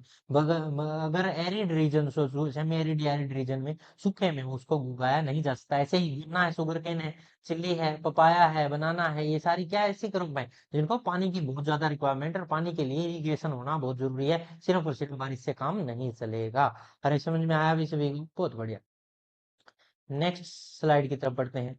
Classification based on economic importance. Economic importance के बेस पे जो क्लासिफिकेशन है उसको समझाता हूँ। तो इकोनॉमी का मतलब होता है पैसा कमाई जिससे होती है उसको कहते हैं, या फिर इकोनॉमी हमारी क्या है उसके बेस पे। देखिए, एक तो होती है कैश क्रॉप। कैश क्रॉप है पैसे के लिए, किसके लिए, पैसे के लिए, पैसा, मनी, रुपया के लिए जो उगाया गया है उस क्रॉप को कैश क्रॉप कहते हैं, सीधी सी भाषा में बात करूं तो। कैश क्रॉप सर, जिससे फसल तो कोई भी बेच दो उसी से पैसा मिलेगा, पर उसको खाने में यूज नहीं किया जा सकता डायरेक्ट। उसकी प्रोसेसिंग के बगैर हम उसको, अगर प्रोसेसिंग रिफाइनरी इंडस्ट्री में ना लेके जाएं, प्रोसेसिंग के बाद ही वो खाने के लिए यूज हो सकता है, उससे पहले उसको यूज ही नहीं किया जा सकता। जैसे मैं कहूँ ना, गन्ना खाने के लिए कितना उगा सकते हो तुम, कितना खा सकते हो, सारे 10 एकड़ का गन्ना खा जाओगे क्या तुम, नहीं खा सकते। तो क्या करोगे उसको, भेजेंगे सर मार्केट में, मार्केट में भेजेंगे, वहां उसकी रिफाइनरी में मशीनें चलेंगी उस पे, और उसके बाद उससे क्या तैयार होगा बताओ, कहीं गुड़ बनेगा, कहीं शक्कर बनेगी, कहीं कुछ चीनी बनेगी। तो ये सब कब हुआ, जब उसको प्रोसेसिंग होगी, और प्रोसेसिंग के बाद हमें क्या मिलेगा, उसके बाद में उनको बिक्री करके पैसा। तो ये कैश फ्रूट कहलाई गन्ना। ऐसे ही चाय है, चाय किसी का पत्तियों को यूज नहीं कर सकते चाय में, उसके प्रोसेसिंग होगी, उसके बाद ब्लैक ब्लैक कलर की हमारे पास आती है, वो प्रोसेसिंग होने के बाद उसको ग्लास चढ़ाया जाता है, फर्मेंटेशन होता है, उसके बाद वो आती है सर, वो भी एक कैश क्रॉप होगी। ऐसे ही कॉफी होगी, टी होगी, कॉटन हो गया, कॉटन को तुम रुई को डायरेक्ट बिस्तर में डाल के यूज कर सकते हो, नहीं कर सकते। और कितनी करोगे, उसको मार्केट में भेजा जाता है, फिर उसके जो रुई है, जो रुए होते हैं उसको अलग किया जाता है, सीड को अलग किया जाता है, फिर उनको बिक्री की करते हैं वो आगे मार्केट में। हम तो उसको खेत में से निकालते ही बेच देते हैं, तो हमें क्या मिल गया, कैश, तो वो कैश क्रॉप है। कॉटन, कॉफी, शुगर केन, ये सब क्या है, प्रोसेसिंग वाले हैं, ये हम डायरेक्ट इसका यूज नहीं कर सकते, तो ये सारी कैश क्रॉप मानी जाती हैं। अरे समझ में आ गया? तो एग्जांपल याद करेंगे क्या क्या, कॉटन याद कर लिया सर, कॉफी याद कर दिया आपने, कॉफी, टी याद कर लिया सर, और सबसे इंपॉर्टेंट आपने बताया शुगर केन। ये सब क्या है बताओ, ये कैश क्रॉप है। फूड क्रॉप सर, जितने भी सीरियल्स आ गए, जैसे गेहूं, व्हीट जिसको बोलते हैं हम, गेहूं, चावल जिसको राइस बोला जाता है, चावल धान, ठीक है। और मेज मक्का हो गया सर, मेज मक्का, मक्का, ये सब। और भी बाजरा हो गया, ज्वार होगी, ये सब किस में आते हैं सर, फूड क्रॉप में आते हैं, फूड के लिए यूज हो उनको फूड क्रॉप। और जो मनी दे डायरेक्ट हमें कमा के, पैसा आए, पैसा आए जिससे, वो कैश क्रॉप होती है भाई। चलिए आगे बढ़ते हैं नेक्स्ट स्लाइड की तरफ। तो यहाँ तक समझ में आया सभी को? बहुत बढ़िया। तो अभी इनके एग्जांपल देख लीजिए। ये कैश क्रॉप के एग्जांपल मैंने सारे बोल दिए थे तुम्हारे सामने, coffee, sugar cane, cotton, tea और कोकोआ। कोकोआ जिससे चॉकलेट बनती है उसको कोकोआ कहते हैं। क्या डायरेक्ट इस सीड को खा सकते हो, चॉकलेट जैसा लगेगा? नहीं लगेगा, प्रोसेसिंग होने के बाद चॉकलेट जैसा नजर आएगा। तो इससे तो चॉकलेट बनाई जाती है, वो है कॉफी, से कॉफी बनती है। कॉटन कपास तुमने देख रखी है। टी चाय, चाय की पत्तियां यूज होती हैं, फिर उसकी निपिंग की जाती है, तोड़ने को निपिंग बोलते हैं। और शुगर केन में बहुत सारे शब्द यूज होते हैं। और गन्ने में देखो, यहाँ कहीं गुड़ बना हुआ है, कहीं चीनी है, कहीं शक्कर है, कहीं मिश्री है, ये अलग अलग नजर आ रहे हैं। तो इनको कैसे बनाया गया होगा प्रोसेसिंग के बाद, तो इनसे हमने तो डायरेक्ट इसको बिक्री करके क्या ले लिया, कैश। और इसीलिए इनको क्या कहते हैं, कैश क्रॉप। एग्जाम्पल पढ़ लिए, आगे बढ़े। फूड क्रॉप, फूड क्रॉप में हमने बता दिया सर, गेहूं है, धान है, चावल है, है, मैज है, मक्का है, बार्ले है, ज्वार है, जई है, राई है, ये सब किसके एग्जाम्पल है? जैसे यहाँ राइस की बात हो, वीट हो, मैज हो, बार्ले हो, ओट हो, जई जिसको कहते हैं सोरगम, ज्वार हो, राई हो, राई को राई कहते हैं। तो ये सारे किसके एग्जाम्पल है सर? फूड ग्रुप के। इनसे हमें क्या मिलता है? फूड मिलता है। और जो सरप्लस पैदा हो जाए, बचे, फिर उसको बिक्री भी कर लेते हैं, कुछ कैश भी ले लेते हैं। देखो मेनली ये फूड के लिए है, पर इनसे पैसा भी कमाया जा सकता है, इनकी प्रोसेसिंग की कोई जरूरत नहीं होती। Classification based on number of cotyledons, cotyledon के बेस पे जो क्लासिफिकेशन किया गया है उसको पढ़ने वाले हैं। भाई कोटिलिडन के बेस पे कैसा क्लासिफिकेशन किया गया है, देखिए जरा। कोटिलिडन का मतलब क्या होता है? बीज पत्ती है, बीज पत्ती, शेड ऑफ दो बीज पत्ती में ढाई, ढाई मतलब दो कोटिलिडन्स, ढाई कोटिलिडन्स या डाइकोट बोला जाएगा, जिसको दो द्विबीजीय पत्री है।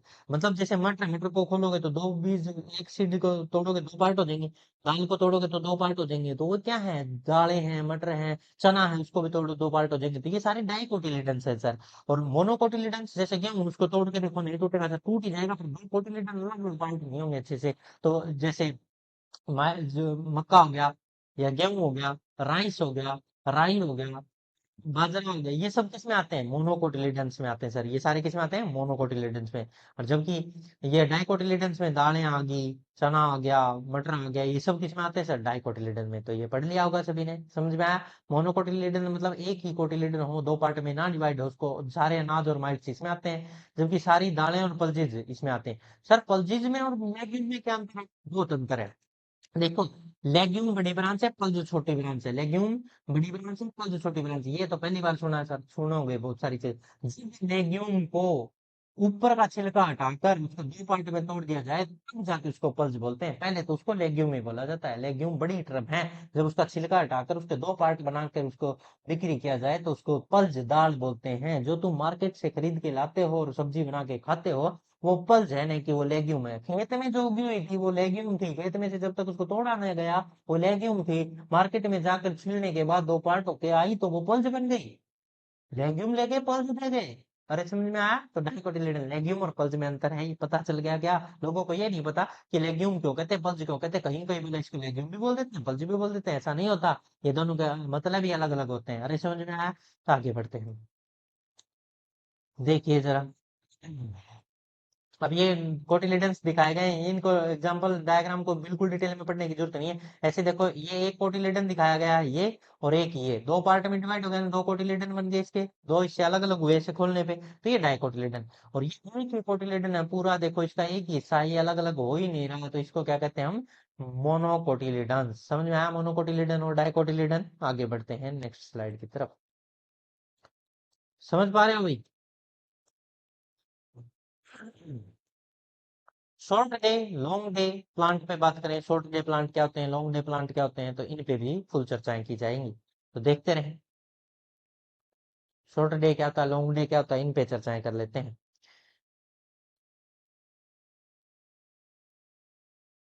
हाँ तो यहाँ रुक जाओ यार।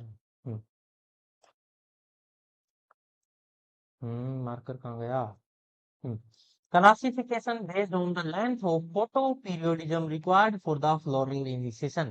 फ्लोरल इनिशिएशन के लिए फोटो पीरियड, फोटो मतलब होता है सनलाइट, फोटो मतलब क्या होता है? सनलाइट। और पीरियड मतलब होता है ड्यूरेशन, कितने समय तक सनलाइट हमारे प्लांट पे रहती है, उस बेस पे क्लासिफिकेशन। फोटो मतलब क्या होता है रे? Sunlight, sunlight. और पीरियड, पीरियड का मतलब तो समझते हो, टाइम या ड्यूरेशन, ड्यूरेशन या समय कितना बिताया उस लाइट ने उसके ऊपर, उसको कहते हैं फोटो पीरियड। फोटो पीरियड के बेस पे प्लांट को तीन हिस्सों में डिवाइड किया गया। अगर उसके ऊपर 12 घंटे से कम लाइट रहे, 12 घंटे को एक एवरेज बनाया गया है, एक रेफरेंस लाइट बनाई गई, 12 घंटे से अगर कम लाइट में रह के प्लांट फ्लावरिंग कर जाए और अपनी फ्लावर को पैदा कर ले, फ्लावर को बूम कर ले, खिल जाए उसका अगर फ्लावर, शॉर्ट डे प्लांट कहा जाता है। अगर उसका फ्लावरिंग कब हो जाए? अगर उसमें 12 घंटे से कम सनलाइट गिर रही थी हर रोज, प्रतिदिन 12 घंटे से कम सनलाइट गिरे और फिर भी फ्लावरिंग करे, तो उसको शॉर्ट डे प्लांट। और 12 घंटे से ज्यादा फ्लावरिंग के लिए उसको सनलाइट चाहिए, 12 घंटे से ज्यादा, 14, 15, 16 घंटे तक लाइट चाहिए उसको फ्लावरिंग करने के लिए, उसको कहते हैं long day plant. Per day 15 16 17 घंटे तक लाइट चाहिए, 14 15 16 घंटे मतलब 12 घंटे से ज्यादा लाइट चाहिए तो वो लॉन्ग डे प्लांट है। और सन फ्लावरिंग करने के लिए पर डे 12 घंटे से कम लाइट चाहिए तो वो शॉर्ट डे प्लांट है। और सर ये डे नेचुरल प्लांट जो थर्ड दिखा रखा है ये क्या है फिर? डे नेचुरल वो है जिस पे चाहे लाइट 12 घंटे से कम पड़े, ज्यादा पड़े, ना पड़े, उस पे इस बात का कोई फर्क ही ना पड़े कि लाइट आ रही है नहीं आ रही, कितनी आ रही है, कब आ रही है, इन बातों का जो पचड़े में ही ना पड़े, इनके झंझट में ही ना हो, उसको कहा जाता है day natural plant. Not affected by the sunlight, sunlight से जो अफेक्ट है ना flowering, flowering of the day natural plant not affected by the sunlight does not depends on the photo period is known as day natural plants. Those plants required sunlight more than 12 hours for flowering is known as a long day plant, and those plants which require sunlight less than 12 hours per day is known as short day plants. कोई doubt है यहाँ तक? बहुत बढ़िया। अब इनको थोड़ा सा पढ़ के तुम्हें समझा दिया जाए। देखिए जरा, ये थोड़ा सा रफ कर दो। हाँ, अब पढ़ते हैं। Short day plant, short day plant की जो डेफिनेशन है वो समझ गए होगे, 12 आवर से कम, 12 आवर से कम सनलाइट चाहिए। और ये क्या है, लॉन्ग डे 12 आवर से ज्यादा सनलाइट चाहिए और इसको सनलाइट से कोई फर्क ना पड़े। समझ में आया? तीनों डेफिनेशन कर लिया। अब शॉर्ट डे प्लांट वो प्लांट जिनको 12 घंटे से कम लाइट चाहिए, जैसे राइस है, फ्लावरिंग के लिए लाइट 12 घंटे से कम चाहिए, याद रखना। फ्लोरल इनिशिएशन देखो यहाँ लिखा, फ्लोरल इनिशिएशन फ्लावर को पैदा करने के लिए, खिलाने के लिए। सनफ्लावर हो गया, ज्वार, ग्राम, चना जो होता है, black gram, sweet potato, beans, strawberry, pineapple, coffee, ये सब क्या है, शॉर्ट डे प्लांट्स में आते हैं। और लॉन्ग डे प्लांट में wheat, barley, gram, tea, mustard, onion, garlic, garlic हो गया, लहसुन, cauliflower, cabbage, carrot, spinach, beetroot, turnip, banana, apple, ये सारे किस में आते हैं, लॉन्ग डे प्लांट में आते हैं। सारे के सारे किस में आते हैं, लॉन्ग डे प्लांट में। और जो डे नेचुरल प्लांट है जो लाइट पे अफेक्टेड ही नहीं होते हैं, या neutral plant, day neutral plant या न्यूट्रल प्लांट जिनको बोला होता है, जैसे कपास है, कॉटन है, मैज है, सनफ्लावर है, ब्रिंजल है, ओकरा है, टोमेटो है, चिल्ली है, कुकुम्बर है, राजमा है, पपाया है, गुआवा है, ये सब किस में आते हैं, डे नेचुरल प्लांट में। और डे नेचुरल प्लांट के एग्जांपल बहुत ज्यादा एग्जाम में पूछे जाते हैं। और इनकी ट्रिक्स, शॉर्ट डे प्लांट को कैसे याद करें सर, लॉन्ग डे प्लांट को इतने इतने एग्जांपल याद थोड़े ना होते हैं। तो इनके लिए मैंने ट्रिक्स बना के मेरे ही चैनल पे, इसी चैनल पे डाल रखी है, अर्थ रिवेंज नाम के चैनल पे जाके ढूंढ लो, वहां पे तुम्हें सारी की सारी ट्रिक्स मिलेंगी। भाई इतने इतने एग्जाम्पल को कैसे तो याद करें, एक शॉर्ट ट्रिक जिसमें सारा कुछ डिटेल होगा, ये कब उगाई जाती है, कब ग्रो करी जाएंगी, और कौन से एग्जाम्पल, उसे एक ही ट्रिक से तुम्हें समझ में आएगा और याद करना भी आसान हो जाएगा। तो उन ट्रिक्स को भी पढ़ना स्टार्ट कर दें। चलिए आगे बढ़ते हैं। यहाँ तक समझ में आया भी सभी को? बहुत बढ़िया। Based on economic use, economic use के बेस पे जो क्लासिफिकेशन किया गया है वो क्या है, देख लीजिए जरा। इकोनॉमिक यूज के बेस पे बढ़ते हैं आगे। इकोनॉमिक यूज के बेस पे क्लासिफिकेशन क्या क्या है, जैसे सीरियल्स हैं, अनाज, जो खाने में यूज होने वाले अनाज है, नाम पढ़ते चलो याद होते चलेंगे। अनाज कौन कौन से होते हैं सर, जो मोटे अनाज हैं, जैसे राइस है, व्हीट है, मेज है, बार्ले है, ओट है, सोरगम है, राई, ये सारे सीरियल्स हैं सर। और माइल्स क्या होते हैं, माइल्स सर जिनको कम पानी की रिक्वायरमेंट होती है और जो एरिड सूखे एरिया में भी ग्रो कर जाए उनको माइल्स कहते हैं। और माइल्स की एक खास बात, इनमें न्यूट्रिएंट ज्यादा मिलता है as compare to cereals sir. और न्यूट्रिएंट ज्यादा होता है तो कम पानी में ग्रो कर सकते हैं, कम न्यूट्रिएंट्स इनको मिट्टी में अगर उर्वरक फर्टिलाइजर ना डाला जाए तो भी इनको पैदा किया जा सकता है। सही है? तो समझ में आ रहा है भाई सर, माइल्स बेटर माने जाते हैं एज कम्पेयर टू सीरियल्स। तो माइल्स के बारे में कुछ इंपॉर्टेंट बातें बता देता हूँ। इसीलिए इनके में अंदर न्यूट्रिएंट रिच हैं और इनमें वाटर की रिक्वायरमेंट कम है। फर्टिलिटी सॉइल की जिसकी ना है उसमें भी इनको ग्रो किया जा सकता है। फर्टिलाइजर जो है ना डालने पर वहां भी ये ग्रो कर सकते हैं, पर फर्टिलाइजर ना डालो, न्यूट्रिएंट ना हो, सॉइल सैलिनिटी आ रही है, वहां भी इनको ग्रो किया जा सकता है। तो न्यूट्रिएंट रिच माने जाते हैं, सबसे ज्यादा न्यूट्रिएंट रखते हैं। इनको हार्डी क्रॉप्स के नाम से जाना जाता है। माइट्स को किसके नाम से जाना जाता है, हार्डी क्रॉप भी कहते हैं इसको, हार्डी क्रॉप्स। हार्ड जो कंडीशन है उनके अंदर भी ग्रो कर जाती है, उसको हार्डी क्रॉप कहा जाता है। अब इसी बात को देखते हुए जो इंडिया की गवर्नमेंट है उसने 2018 में मांग करी कि इसको इंटरनेशनल ईयर ऑफ माइल्स बना दिया जाए sir, international year of miles बना दिया जाए। पर जो इंटरनेशनल सिस्टम था उसने कहा नहीं, अब इसको 2023 में जाके इंटरनेशनल ईयर ऑफ माइल्स बनाया जाएगा। पर इंडिया वालों ने तो अपनी लाज रखने के लिए क्या बना दिया इसको, national year of miles. National मतलब इंडिया का बना दिया इसको, नेशनल ईयर ऑफ माइल्स घोषित कर दिया 2018 को, national year of miles, national year of miles. समझ में आया भी सभी को? माइल्स का नेशनल ईयर पूछा जाए तो बोल देना 2018, और 2023 बनाया गया फिर बाद में international year of miles, international year of miles. Sir ये ऐसा क्यों करना पड़ा? क्योंकि ये ऐसी कंडीशन में भी हो सकती थी, हार्डी कंडीशन, जहाँ सैलिनिटी बहुत ज्यादा हो, फर्टिलाइजर बहुत कम हो, फर्टिलाइजर का ना जरूरत पड़े, न्यूट्रिएंट रिच, और खुद न्यूट्रिएंट रिच होते थे, बहुत ज्यादा न्यूट्रिएंट रखने वाले प्लांट थे, तो इसलिए इनको एक दर्जा दिया गया नेशनल ईयर ऑफ माइट्स का और इंटरनेशनल ईयर ऑफ माइट्स का। हार्डी क्रॉप्स होती हैं, रेन फीडेड एरिया में आसानी से ग्रो कर जाती हैं, जहाँ पे इरिगेशन की सुविधाएं नहीं है वहां भी आसानी से ग्रो कर जाती हैं। आया भी समझ में? दो एक सुडोमाइट्स होते हैं, सुडोमाइट्स जो पूरी तरह से माइट्स का दर्जा नहीं है, उसके दो एग्जांपल अभी आगे आ जाएंगे नेक्स्ट स्लाइड में। जो एग्जांपल है मैं उनके नाम बोल देता हूँ। एक तो अमरेंथस है, अमरेंथस जिसके लड्डू बहुत ही हल्के से होते हैं, हमने खाए हैं बचपन में, कुरकुरे से लड्डू होते हैं बहुत ही हल्के, 1 रुपए 2 रुपए के मिलते थे उस टाइम, तो अब तो 5-10 का मिलता होगा। बकवीट भी होती है, बकवीड हो गया, अमरेंथस हो गया, ये सुडोमाइट्स कहलाते हैं। क्या कहलाते हैं? बकवीड और बकवीड हो गया, और अमरेंथस को सुडोमाइट्स भी बोला जाता है। पर माइट्स को डिवाइड किया गया दो पार्ट में, एक तो मेजर माइट्स और माइनर माइट्स। एग्जांपल याद करेंगे सारे के सारे, और कॉमन नेम से अच्छा है साइंटिफिक नेम याद करो, जो बोटेनिकल साइंटिफिक नेम सामने दे रखे हैं सबके याद करके जाना एग्जाम में। बोटेनिकल नेम से या साइंटिफिक नेम से पूछ लिया जाता है, वहां गलती मार खा जाते हो तुम, याद नहीं करते इन एग्जांपल्स को और वहां मात खा जाते हो। जैसे सोरगम है, ज्वार है, कोलम इसको बोला जाता है सोरगम बाइकोलर, ऐसे सोरगम बाइकोलर ज्वार का ही, सोरगम का ही नाम है सर। याद रख लोगे साइंटिफिक नेम सुन के याद कर लेना भाई, ठीक है? मैं बोल नहीं रहा बार बार।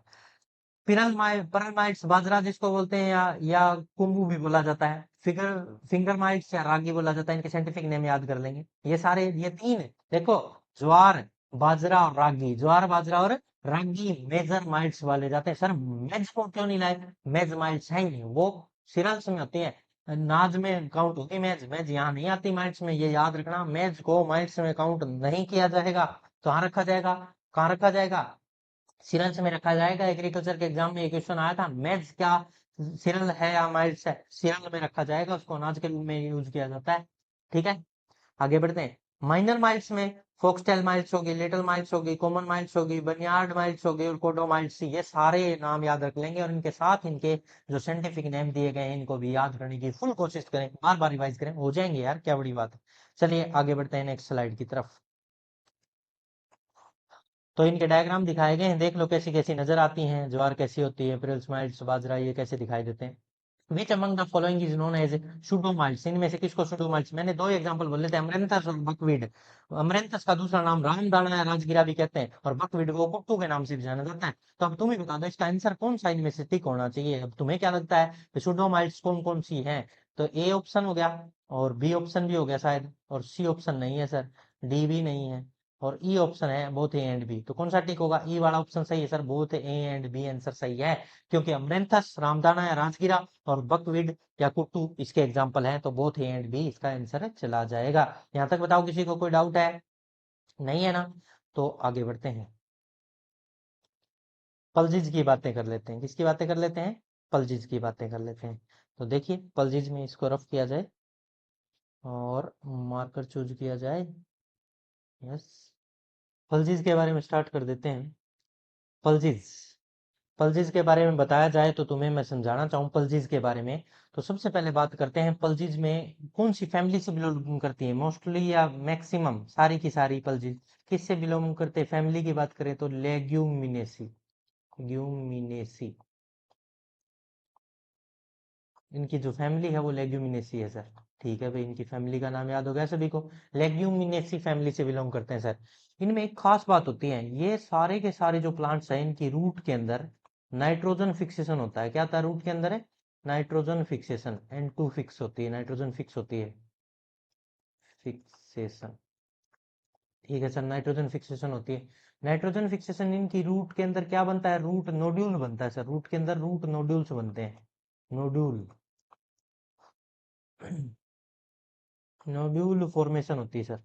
Nodule formation. ये नोड्यूल क्या होता है, गांठ होती है एक तरह की, इनकी जो रूट को कभी भी उखाड़ोगे ना तो उसके अंदर गांठें मिलेंगी बहुत सारी, उसमें लेग हेमोग्लोबिन होता है। और उसको बनाने के लिए एक बैक्टीरिया जिम्मेवार है, इसके अंदर एक बैक्टीरिया जिम्मेवार है जो नाइट्रोजन फिक्सेशन करता है, बैक्टीरिया, जिसका नाम है राहिजोबियम।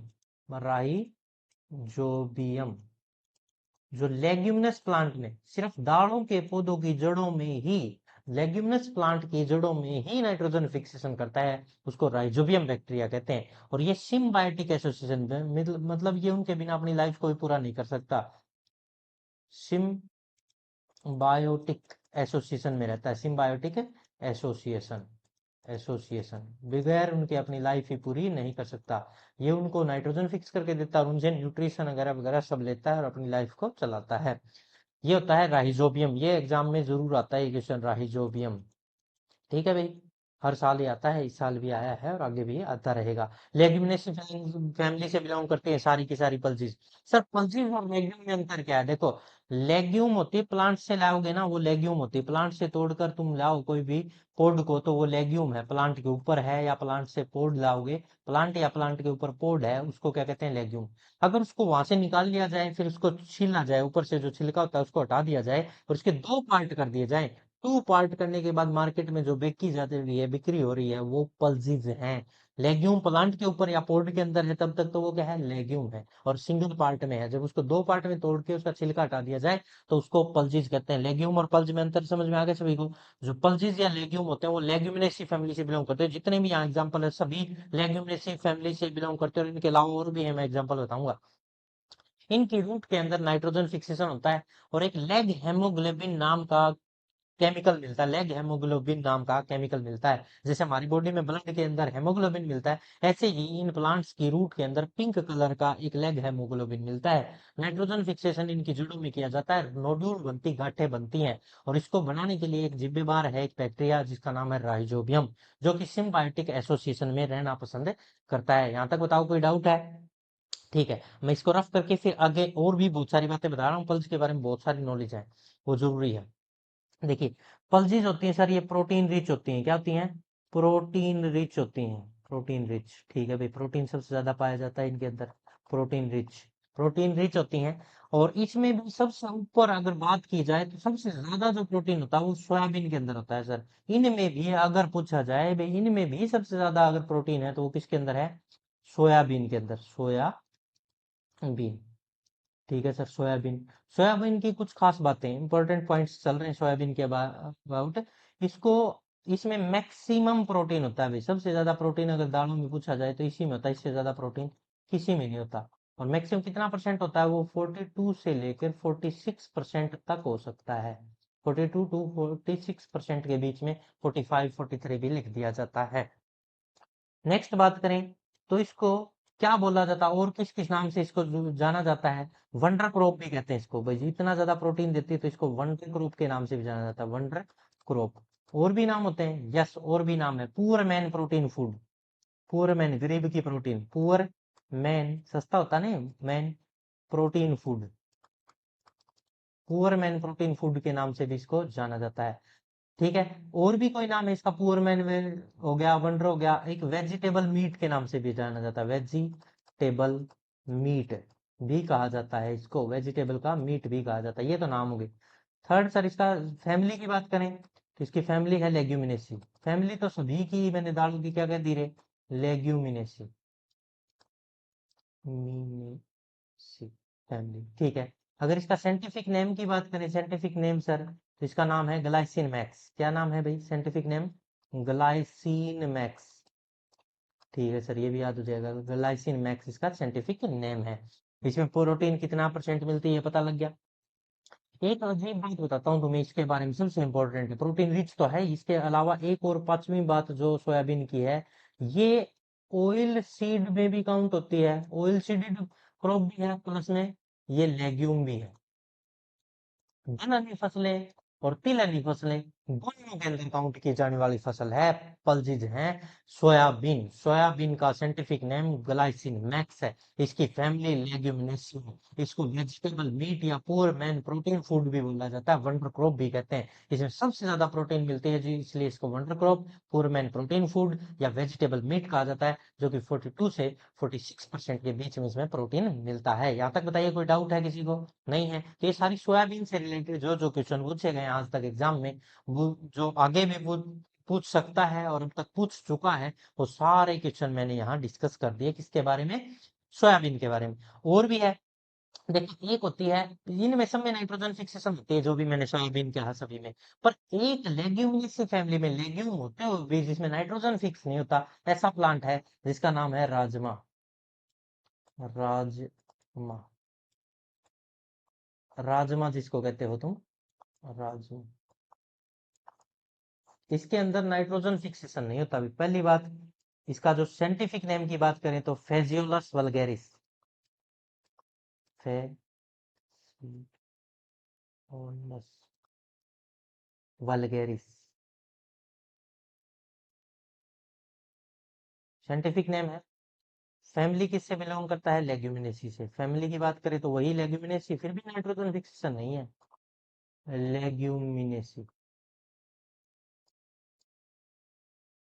थर्ड बात, इसके अंदर N2 फिक्सेशन नहीं है, नाइट्रोजन फिक्सेशन नहीं होता लेग्यूम होते हुए भी, ये खास बात है इसकी, ठीक है, याद रख लोगे। इसको और किस किस नाम से जाना जाता है?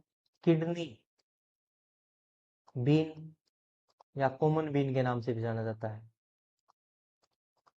किडनी बीन या कॉमन बीन के नाम से भी जाना जाता है। इसमें नाइट्रोजन फिक्सेशन नहीं होता।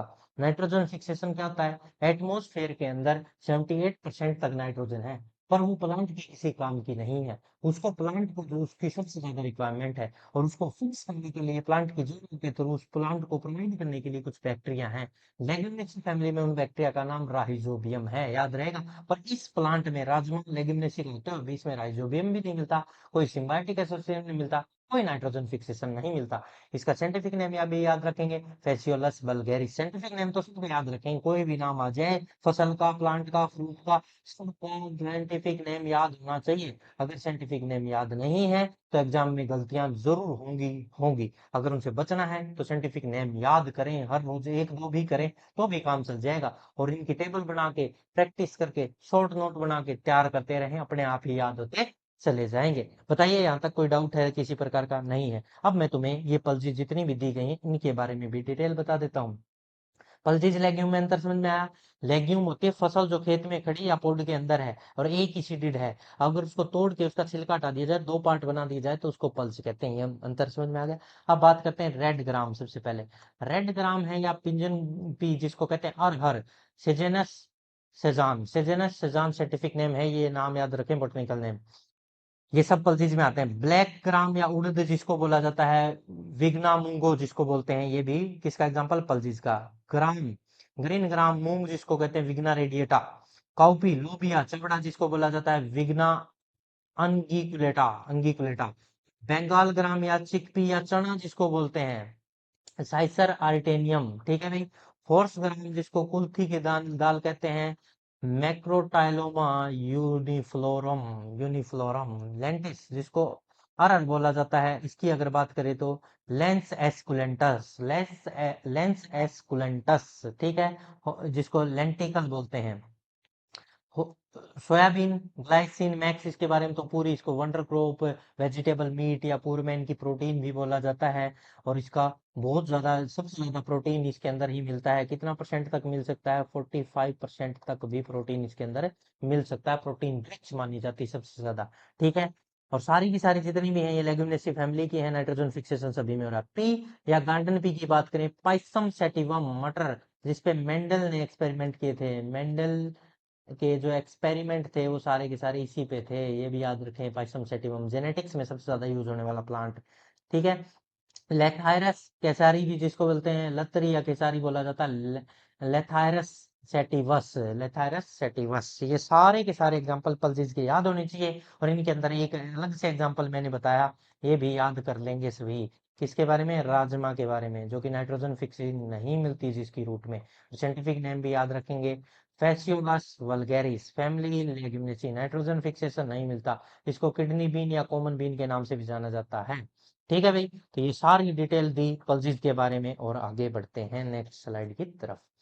चलिए भाई, यहाँ तक कोई डाउट है किसी को? नहीं है तो ये पल्सीज के डायग्राम दिखा रखे हैं, इसमें सारी पल्सीज कैसी कैसी दिखाई देती हैं, मूंग, अरहर, उड़द या सारी दालें, चना सब दिखा रखा है। ठीक है, oil seeds, oil seeded crops की बात चल रही है, जिसको तिलहनी फसलें भी कहते हैं, इनके बारे में फुल डिटेल बताया गया है।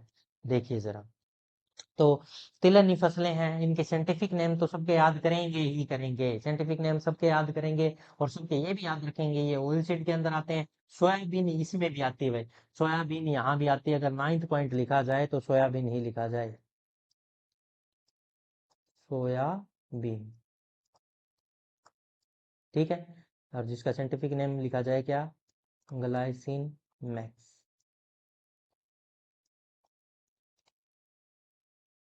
ठीक है, याद हो जाएगा सभी को, ये बहुत बढ़िया। तो ये 9th पॉइंट तो याद हो ही गया सभी को, ऑयल सीड में भी है और पल्सिस में भी था। नेक्स्ट अब याद करने जा रहे हैं ग्राउंड नट, जिसको मूंगफली या पीनट के नाम से जाना जाता है, अरेकिस हाइपोजिए, एरेकिस हाइपोजिए के नाम से जाना जाता है। ये इंपॉर्टेंट है, मूंगफली का तेल जो यूज किया जाता है, ऑयल सीडेड क्रॉप है, या हिंदी में कहें तो तिलहनी फसलें हैं। सीसेमम की बात करें, तिल की, या जिंजेली ऑयल जिसको कहते हैं, सीसेमम इंडिकम, सीसेमम इंडिकम इंडिया में सबसे ज्यादा होता है, इसलिए सीसेमम इंडिकम कहते हैं। सनफ्लावर की बात करें तो Helianthus anus, Helianthus anus scientific name है, ये याद कर लें। तेल के रूप में सनफ्लावर, सूरजमुखी का तेल जिसको बोला जाता है। कैस्टर अरंडी का तेल जिसको बोला जाता है, राइसिनस कम्युनिस, राइसिनस कम्युनिस। लेंसिड अलसी जिसको बोलते हैं, इसका भी तेल के रूप में यूज किया जाता है, ऑयलसीड है। लेनियम यूसीटेटिसिमम, ठीक है, याद रखिएगा। नाइजर राम तिल के नाम से जिसको नाइजर कहा जाता है। जू जूजोटिया एबाइसिनिया, जूजोटिया एबाइसिनिया जिसको बोलते हैं। सेफ्लावर कार्थेमस टिंकोटिरियस, ठीक है। ब्राउन या इंडियन मस्टर्ड ब्रेसिका जुनसिया जिसको बोला जाता है, ब्रेसिका जुनसिया, ब्रेसिकेसी फैमिली से भी बिलोंग करता है। इसकी फैमिली पूछा जाए तो ब्रेसिकेसी बोला जाता है। ठीक है, सनफ्लावर की फैमिली पूछा जाए तो एस्ट्रेसी कंपोजिटी या सनफ्लावर फैमिली, एस्ट्रेसी या कंपोजिटी है, जबकि ब्रेसिका की जो फैमिली है वो ब्रेसिकेसी या क्रूसीफेरी है। याद रह जाएगा भाई सभी को, बहुत बढ़िया। आगे चलते हैं नेक्स्ट स्लाइड की तरफ। यहाँ तक समझ में आया भी सभी को? बहुत बढ़िया। आगे बढ़ते हैं, अब इनके डायग्राम दिखाए गए हैं, जैसे सनफ्लावर के सीड कैसे दिखाई देते हैं, कैस्टर कैसा है, नाइजर सीड कैसे हैं, सरसों के सीड कैसे दिखाई देते हैं, सेफ्लावर आपने देख रखा है, फ्लैक्स सीड, पीनट्स मूंगफलियां पता ही है, सीसेम की बात करें तो तिल की बात चल रही है, ये सारे। और शुगर क्रॉप, नेक्स्ट जो क्रॉप आ रही है वो कौन सी है? शुगर क्रॉप की बात करते हैं। शुगर क्रॉप में एक गन्ना है शुगर केन, और दूसरा शुगर बीट। अगर शुगर केन के साइंटिफिक नेम की बात करें तो सेकेरम ऑफिनेरियम, सेकेरम ऑफिनेरियम, और शुगर बीट की बेटा वल्गेरिस, बेटा वल्गेरिस शुगर बीट। इससे हमें कितना परसेंट? 90 से 95% जो शुगर है वो किससे मिलती है? गन्ने से, शुगर केन से। और 5 से जो 10% शुगर बचती है वो किससे मिलती है हमें? शुगर बीट से, बिट्टा वल्गेरिस से। और 90 से 95% शुगर केन सेकेरम ऑफिनेरियम से मिलती है। यहाँ तक कोई डाउट है किसी को? याद रखेंगे, शुगर क्रॉप्स के दो ही एग्जाम्पल याद रखने हैं, दोनों तुम्हारे सामने हैं। अब बात करते हैं फाइबर क्रॉप, और ये बहुत इंपॉर्टेंट है, मेरे को लगता है यहाँ से क्वेश्चन आ सकता है तुम्हारे एग्जाम में श्योरिटी के साथ। तो देखिए जरा, इसको पढ़ लेते हैं।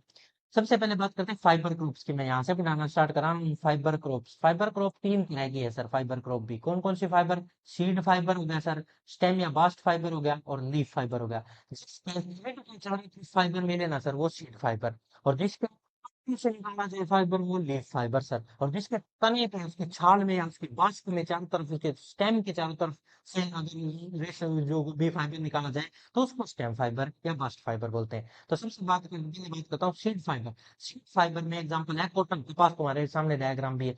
कॉटन सर क्यों? क्योंकि जो कॉटन होती है उसके सीड के चारों तरफ बहुत ज्यादा क्या, रुई, जिसको फज बोलते हैं, वो बहुत ज्यादा होता है, और उसको हटाया जाता है मशीनों के द्वारा, फिर अंदर सीड निकलता है। ठीक है, तो ये प्रोसेस होता है कॉटन के अंदर, सही है। सीड फाइबर को सीड अलग कर लेंगे, फाइबर अलग हो जाएगा, और इसको सीड फाइबर का एग्जांपल हो गया कॉटन, के पास याद हो गया सर। स्टेम या बस की बात करूं तो इसमें जूट और मिस्टा होता है।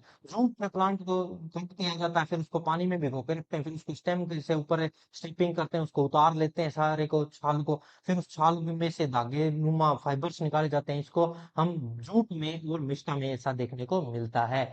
अब बात करें लीफ फाइबर की, ये तो स्टेम से निकालने वाले या उसके पास को उसका छाल से निकाल लिया। अब लीफ की बात करें तो इसमें आते हैं अगेव और पाइनएप्पल। पाइनएप्पल के लीफ देख लेना, और अगेव के तुम्हारे सामने ही है दोनों डायग्राम। ये देखो, पाइनएप्पल के जो लीफ होते हैं और अगेव के जो लीफ होते हैं, इनके अंदर से छाल निकाली जाती है, इनको पत्तों के अंदर से छील छील के इनके अंदर से क्या निकालते हैं, फाइबर निकालते हैं। और ये हो गया लीफ फाइबर का एग्जाम्पल। यहाँ तक कोई डाउट है? अब मैं दो क्रांति की बात करूं तुमसे, दो क्रांति भी आई थी। अगर कॉटन की बात करूं, कॉटन ये जो कपास दे रखी है, इसके लिए कौन सी क्रांति आई? तो सिल्वर फाइबर रिवॉल्यूशन। कौन सा रिवॉल्यूशन आया था? Silver fibre revolution. Fibre revolution किसके लिए आया? कॉटन के लिए revolution. Silver fibre revolution cotton के लिए। और जूट के लिए भी आया था सर, हाँ, जूट के लिए गोल्डन फाइबर रिवॉल्यूशन आया था। Golden fibre revolution. Fibre revolution. कोई डाउट है यहाँ तक? गोल्डन फाइबर रिवॉल्यूशन पूछ ले तो जूट के लिए, सिल्वर फाइबर रिवॉल्यूशन पूछा जाए तो कॉटन के लिए। याद रहेंगे ये सारी बातें। तो कॉटन कौन सा है? सीड फाइबर का एग्जांपल, सीड के ऊपर फाइबर मिला है सर। और तने पे जिसके मिले उसको स्टेम फाइबर कहेंगे। स्टेम या बास्ट जूट और मस्टा में मिलता है। और सीड के चारों तरफ वो जैसे कॉटन में सीड के चारों तरफ से फाइबर मिलता है। और लीफ से किन किन से फाइबर निकाला जाता है? पाइनएप्पल और गेव डायग्राम में तुम्हारे सामने है। तो ठीक है भाई, आगे बढ़ते हैं नेक्स्ट स्लाइड की तरफ। फाइबर क्रॉप भी याद होगी सर हमें सारी। आगे बढ़ते हैं। फोड्रे या फोरेज क्रॉप। फोड्रे या फोरेज क्रॉप क्या होती हैं? मैं तुम्हें समझाता हूँ फोड्रे या फोरेज क्रॉप क्या होती हैं। देखो, फोड्रे या फोरेज का मतलब होता है चारा। जो हरे चारा भी हो सकता है, सुखा के उसको कट करके भी लिया जा सकता है उस चारे को। तो ये फोड्रे या चारे के रूप में यूज की जाने वाली फसलें कौन सी है? तो इसमें शब्द लिखे गए हैं, इन शब्दों का मतलब समझाता हूँ तुम्हें। एक शब्द है हे।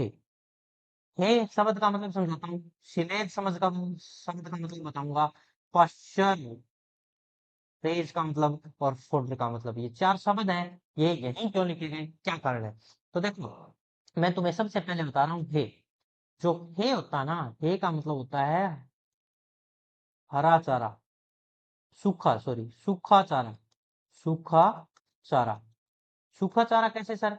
जिस चारे को चॉप कर लिया जाए, कट कर लिया जाए मशीन के द्वारा बिल्कुल बारीक, और उसको सुखा दिया जाए, और सुखाने के बाद कुछ समय के बाद जब चारे की कमी हो, बहुत ज्यादा सूखा पड़े मार्केट में, मार्केट में मतलब जमीन के अंदर, भूमि के अंदर, तो उस टाइम उस चारे के रूप में उसको, उसमें आटा मिला के या उसको पशुओं को दे दिया जाता है। इसमें हे के अंदर क्या क्या यूज किया जाता है? जई को यूज किया जाता है मेनली। जई को सुखाई जाती है, फिर उसको कट करके दिया जाता है। बाजरे का जो प्लांट होता है, उसका ऊपर का पार्ट तो सिरंज में चला जाता है, और बाकी जो ग्रीन पार्ट बचता है उसको सुखा के hay के रूप में यूज किया जाता है। ठीक है, बाजरा हो गया।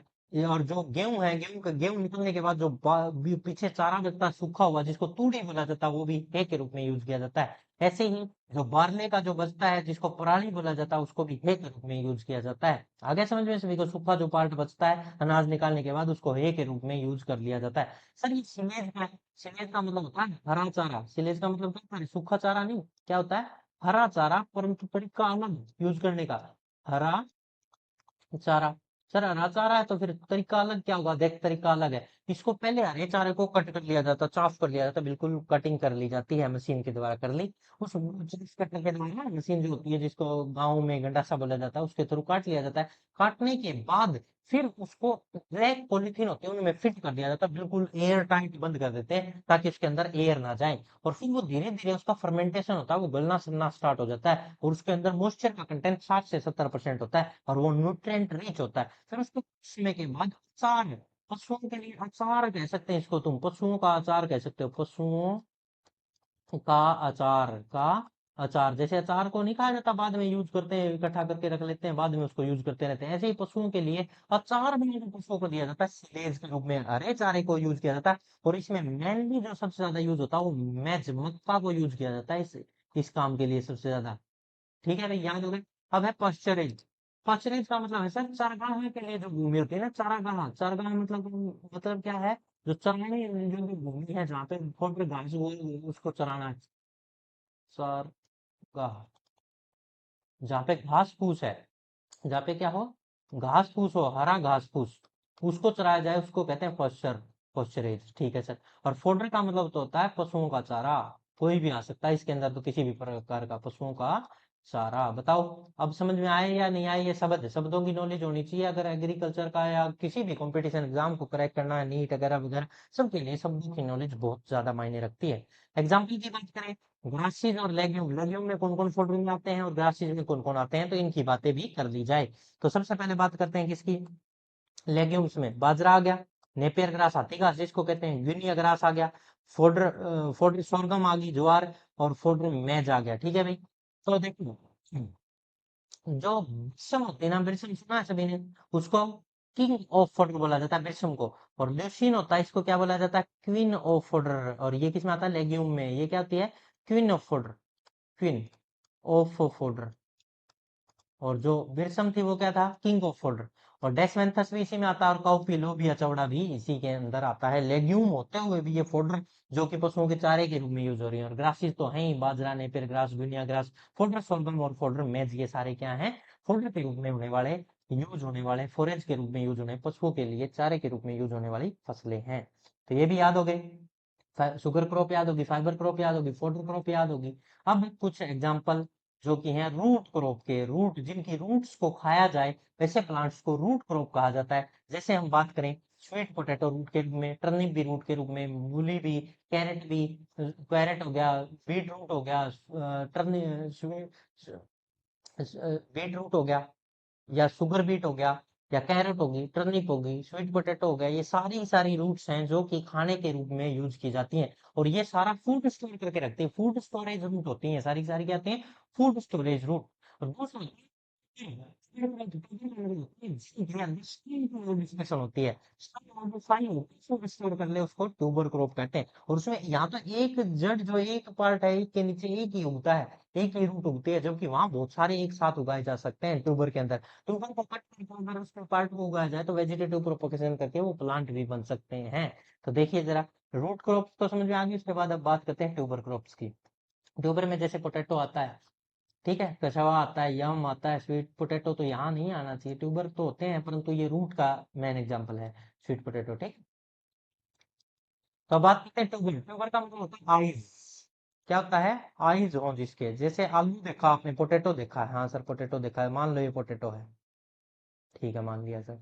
और इसके अंदर छोटी छोटी आइज हैं, क्या है, छोटी छोटी आइज नुमा, जिसको ट्यूबर्स कहते हैं सर, ऐसे कहीं कहीं आइज हैं, ठीक है, तीन पार्ट है। तो अब क्या करें, इसके जो तीन पार्ट है ना, इन तीनों पार्ट को अलग अलग कट कर दो। ये एक कट कर दिया, ये दो कट कर दिया, तो तीन पार्ट हो गए। तीनों पार्ट को अलग अलग खेत में ले जाकर उगा दो, तो वहीं से नए प्लांट उगने स्टार्ट हो जाएंगे, इसको कहते हैं ट्यूबर क्रॉप।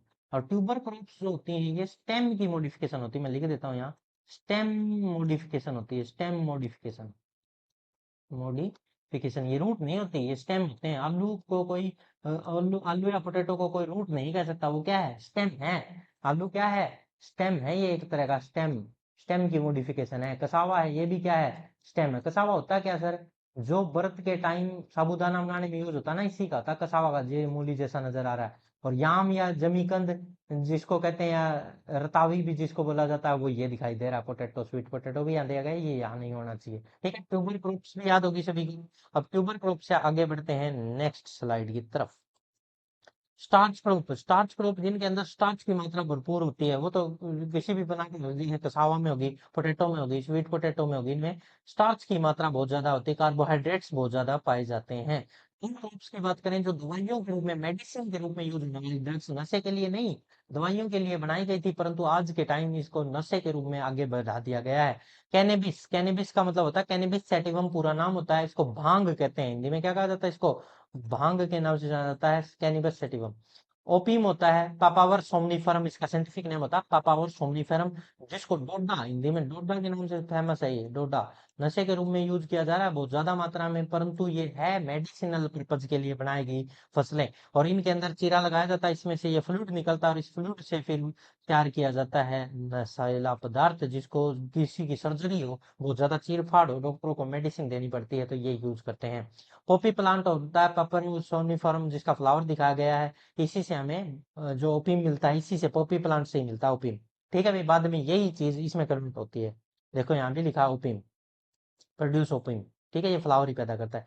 कोका कोकेन या कोकेन जो हीरोइन स्मैक जो है वे इससे इस प्लांट से कोका अल्कोलाइड्स बोलते हैं, इससे प्राप्त होता है। और ये ड्रग्स हैं जो मेडिसिनल पर्पज के लिए बनाई गई, परंतु आज के टाइम इनका दुष्प्रभाव दुरुपयोग किया जा रहा है। ठीक है भाई, समझ में आ रहा है। आगे बढ़ते हैं, और भी ड्रग्स ग्रुप हैं, जैसे बेलाडोना है, थाइम है, belladonna, thyme, parthenium, mint, tobacco plant, ये सभी भी किस में यूज किए जा रहे हैं, मेडिसिनल पर्पज के लिए यूज किए जा रहे हैं। तो हमने क्या क्या याद किया, cannabis, opium, Poppy, Coca, Coca के बाद बेलाडोना, थाइम, थाइम का मतलब होता है अजवाइन है। क्या होता है अजवाइन, जो कि मेडिसिनल पर्पज के लिए पेट में किसी के कोई प्रॉब्लम हो तो उसको दे दी जाती है अजवाइन, ठीक है। पार्थिरम और मिंट, पुदीना जिसको बोलते हैं, तंबाकू प्लांट, ये सारे मेडिसिनल पर्पज के लिए बनाए गए प्लांट हैं और इनका यूज होता है। अब आगे बात करते हैं हम स्पाइसेस और कॉन्डिमेंट्स की, मतलब स्पाइसेस जो हो गए मसाले, मसालेदार सब्जियां। देखो स्पाइसेस तो मसाला समझ में आ गया सर, कॉन्डिमेंट्स समझ में नहीं आया। देखो सब्जी बनाते वक्त जो मसाले सब्जी के बीच में डाले जाए, सब्जियों के बीच में सब्जी बना रहे हैं घर पे, उबाल रहे हैं, तो उस दौरान जो मसाले डाले जाए उनको स्पाइसेस कहते हैं। और जो तैयार होने के बाद फूड को उसके ऊपर से ऑर्गेनो के रूप में यूज करते हैं, उसको कॉन्डिमेंट्स बोला जाता है। बताइए कोई डाउट। तो इसमें आता है ओनियन, चिल्ली, गार्लिक, जिंजर, या फिर कार्डेमम, जो अब मैं बोलता चलता हूँ, देखो ओनियन प्याज हो गई, चिल्ली मिर्ची हो गई, जिंजर अदरक हो गया, गार्लिक लहसुन हो गया। और कार्डेमम की बात करें तो इलायची होगी, टर्मरिक बोले तो हल्दी होगी, कोरिएंडर धनिया हो गया, क्यूमीन अपना जो जीरा होता है, और ब्लैक पेपर काली मिर्च, ये सारे वो मसाले हैं जो बेस्ट यूज किए जाते हैं। बोलिए भाई कोई डाउट है। वेजिटेबल क्रॉप्स, कितनी सब्जियां हैं, तुम किसी का भी नाम ले सकते हो यहाँ पे, पालक, टमाटर, ओकरा, ओकरा मतलब भिंडी होता है, कॉलीफ्लावर, और एग प्लांट, एग प्लांट का मतलब क्या होता है, एग अंडे जैसे दिखने वाले बैंगन होते हैं, ब्रिंजल जिसको बोला जाता है। वेजिटेबल क्रॉप भी हो गए।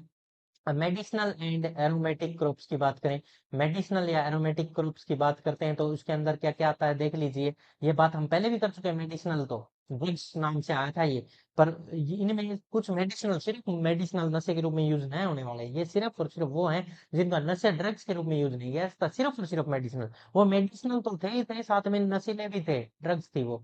अब इसमें बात करें, ओपियम जो डोडा है ये दिखा दिया गया है, और चिंचोना है, टबैको प्लांट है, इसबगोल है। इसबगोल जो होता है ये मेडिसिनल पर्पज के लिए यूज होने वाला इसबगोल जिसको बोलते हैं। और मुलट्ठी हो गया, सीना प्लांट हो गया, बेलाडोना हो गया, सर्पगंधा हो गया, ये सारे के सारे मेडिसिनल प्लांट है। सर्पगंधा, बेलाडोना, सोना, या फिर ल्यूक्योराइस, ल्यूक्योरिस बोलते हैं जिसको मुलट्ठी कहा जाता है, इसबगोल है, चिंचोना है, टबैको है, ओपीम है, ये सारे मेडिसिनल प्लांट हैं। कोई डाउट है यहाँ तक किसी को। और एरोमेटिक प्लांट्स की बात करें तो एरोमेटिक प्लांट में भी ये भी आते हैं सारे के सारे, जैसे कि लेमन ग्रास आ गया, पाम रोजा आ गया, या सिट्रोलिना ग्रास आ गया। सिट्रोलिना ग्रास धनिया जैसा ही नजर आता है, पाम रोज हो गया, और लेमन ग्रास, इसमें सर्पगंधा, बेलाडोना, सीना, मिंट, ये भी सारे इनमें भी सुगंधित प्लांट होते हैं। समझ में आया भाई। ये सारे एरोमेटिक प्लांट्स के एग्जांपल यहाँ तक याद सभी को।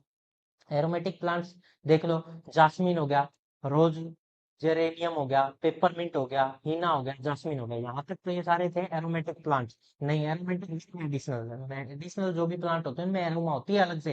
एरोमेटिक तो थे ही थे, साथ में मेडिसिनल। एरोमेटिक का मतलब होता है जिनकी सुगंध आए, अलग अलग तरह की सुगंध होती है। मेडिसिनल प्लांट जितने भी है वो एरोमेटिक है। और सिर्फ जो मेडिसिनल नहीं है पर एरोमेटिक ही है, सिर्फ वो प्लांट ये है जो मेडिसिनल कम है, परंतु मेडिसिनल के ना होने के साथ साथ ये क्या है, सुगंधित है। जैसे जास्मिन मिंट हो गया, हीना हो गया, पेपरमिंट हो गया, जास्मिन हो गया, रोज, यूरेनियम हो गया, ये सारे के सारे क्या है, सुगंधित प्लांट है। अरोमा आती है इनमें अलग सी, पर ये मेडिसिनल नहीं है। मिंट को थोड़ा सा मेडिसिनल भी माना जाता है।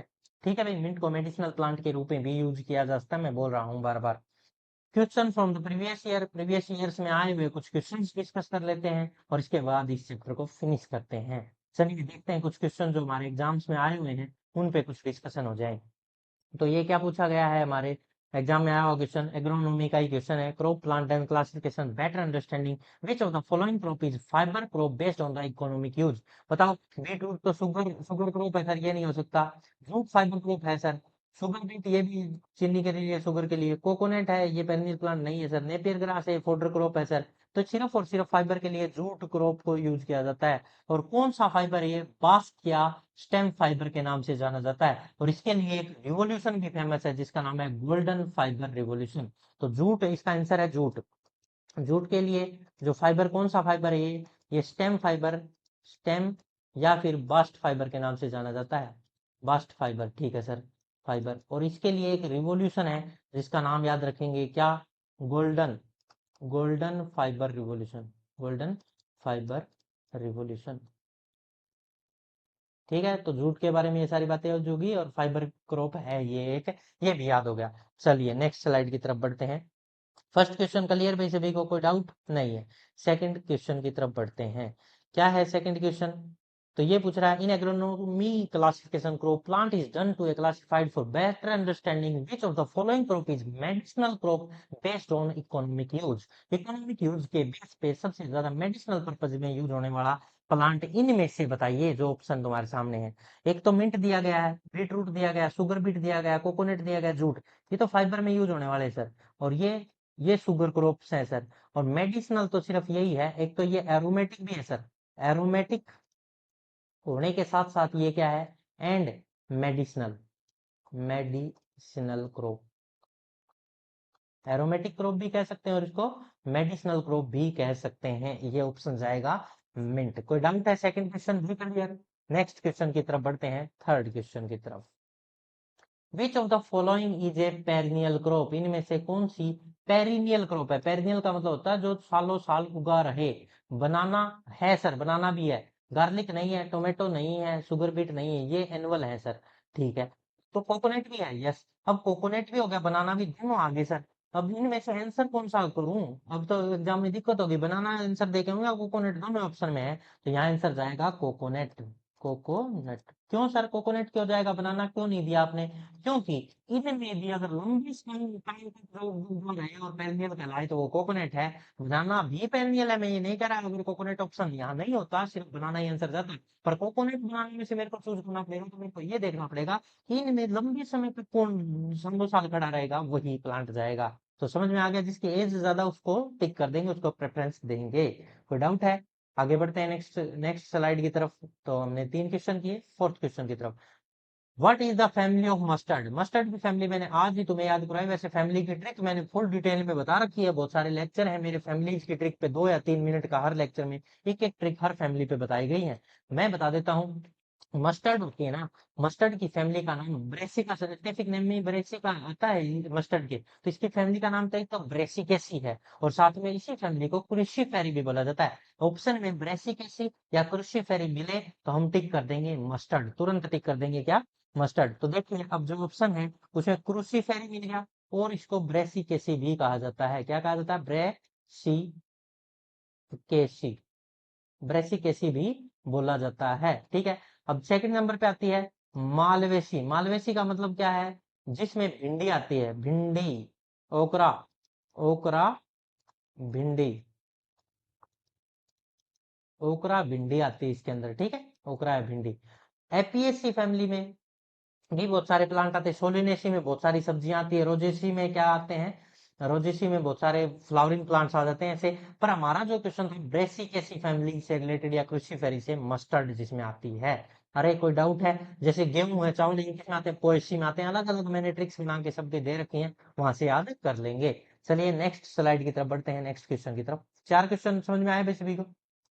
Fifth question, what is the scientific name of paddy? देखो साइंटिफिक नेम अगर गेहूं का पूछता तो देखो मैं तुम्हें बताता हूँ। अब जो ये तुम्हें नाम दे रखे हैं ना, ये जो ओराइजा सेटिवा, ये ढंग से नहीं दिखाई दे रहा, ओराइजा, ओराइजा सेटिवा, ठीक है। ये पैडी या धान का या राइस का यही साइंटिफिक नेम है, ठीक है, और यही आंसर है।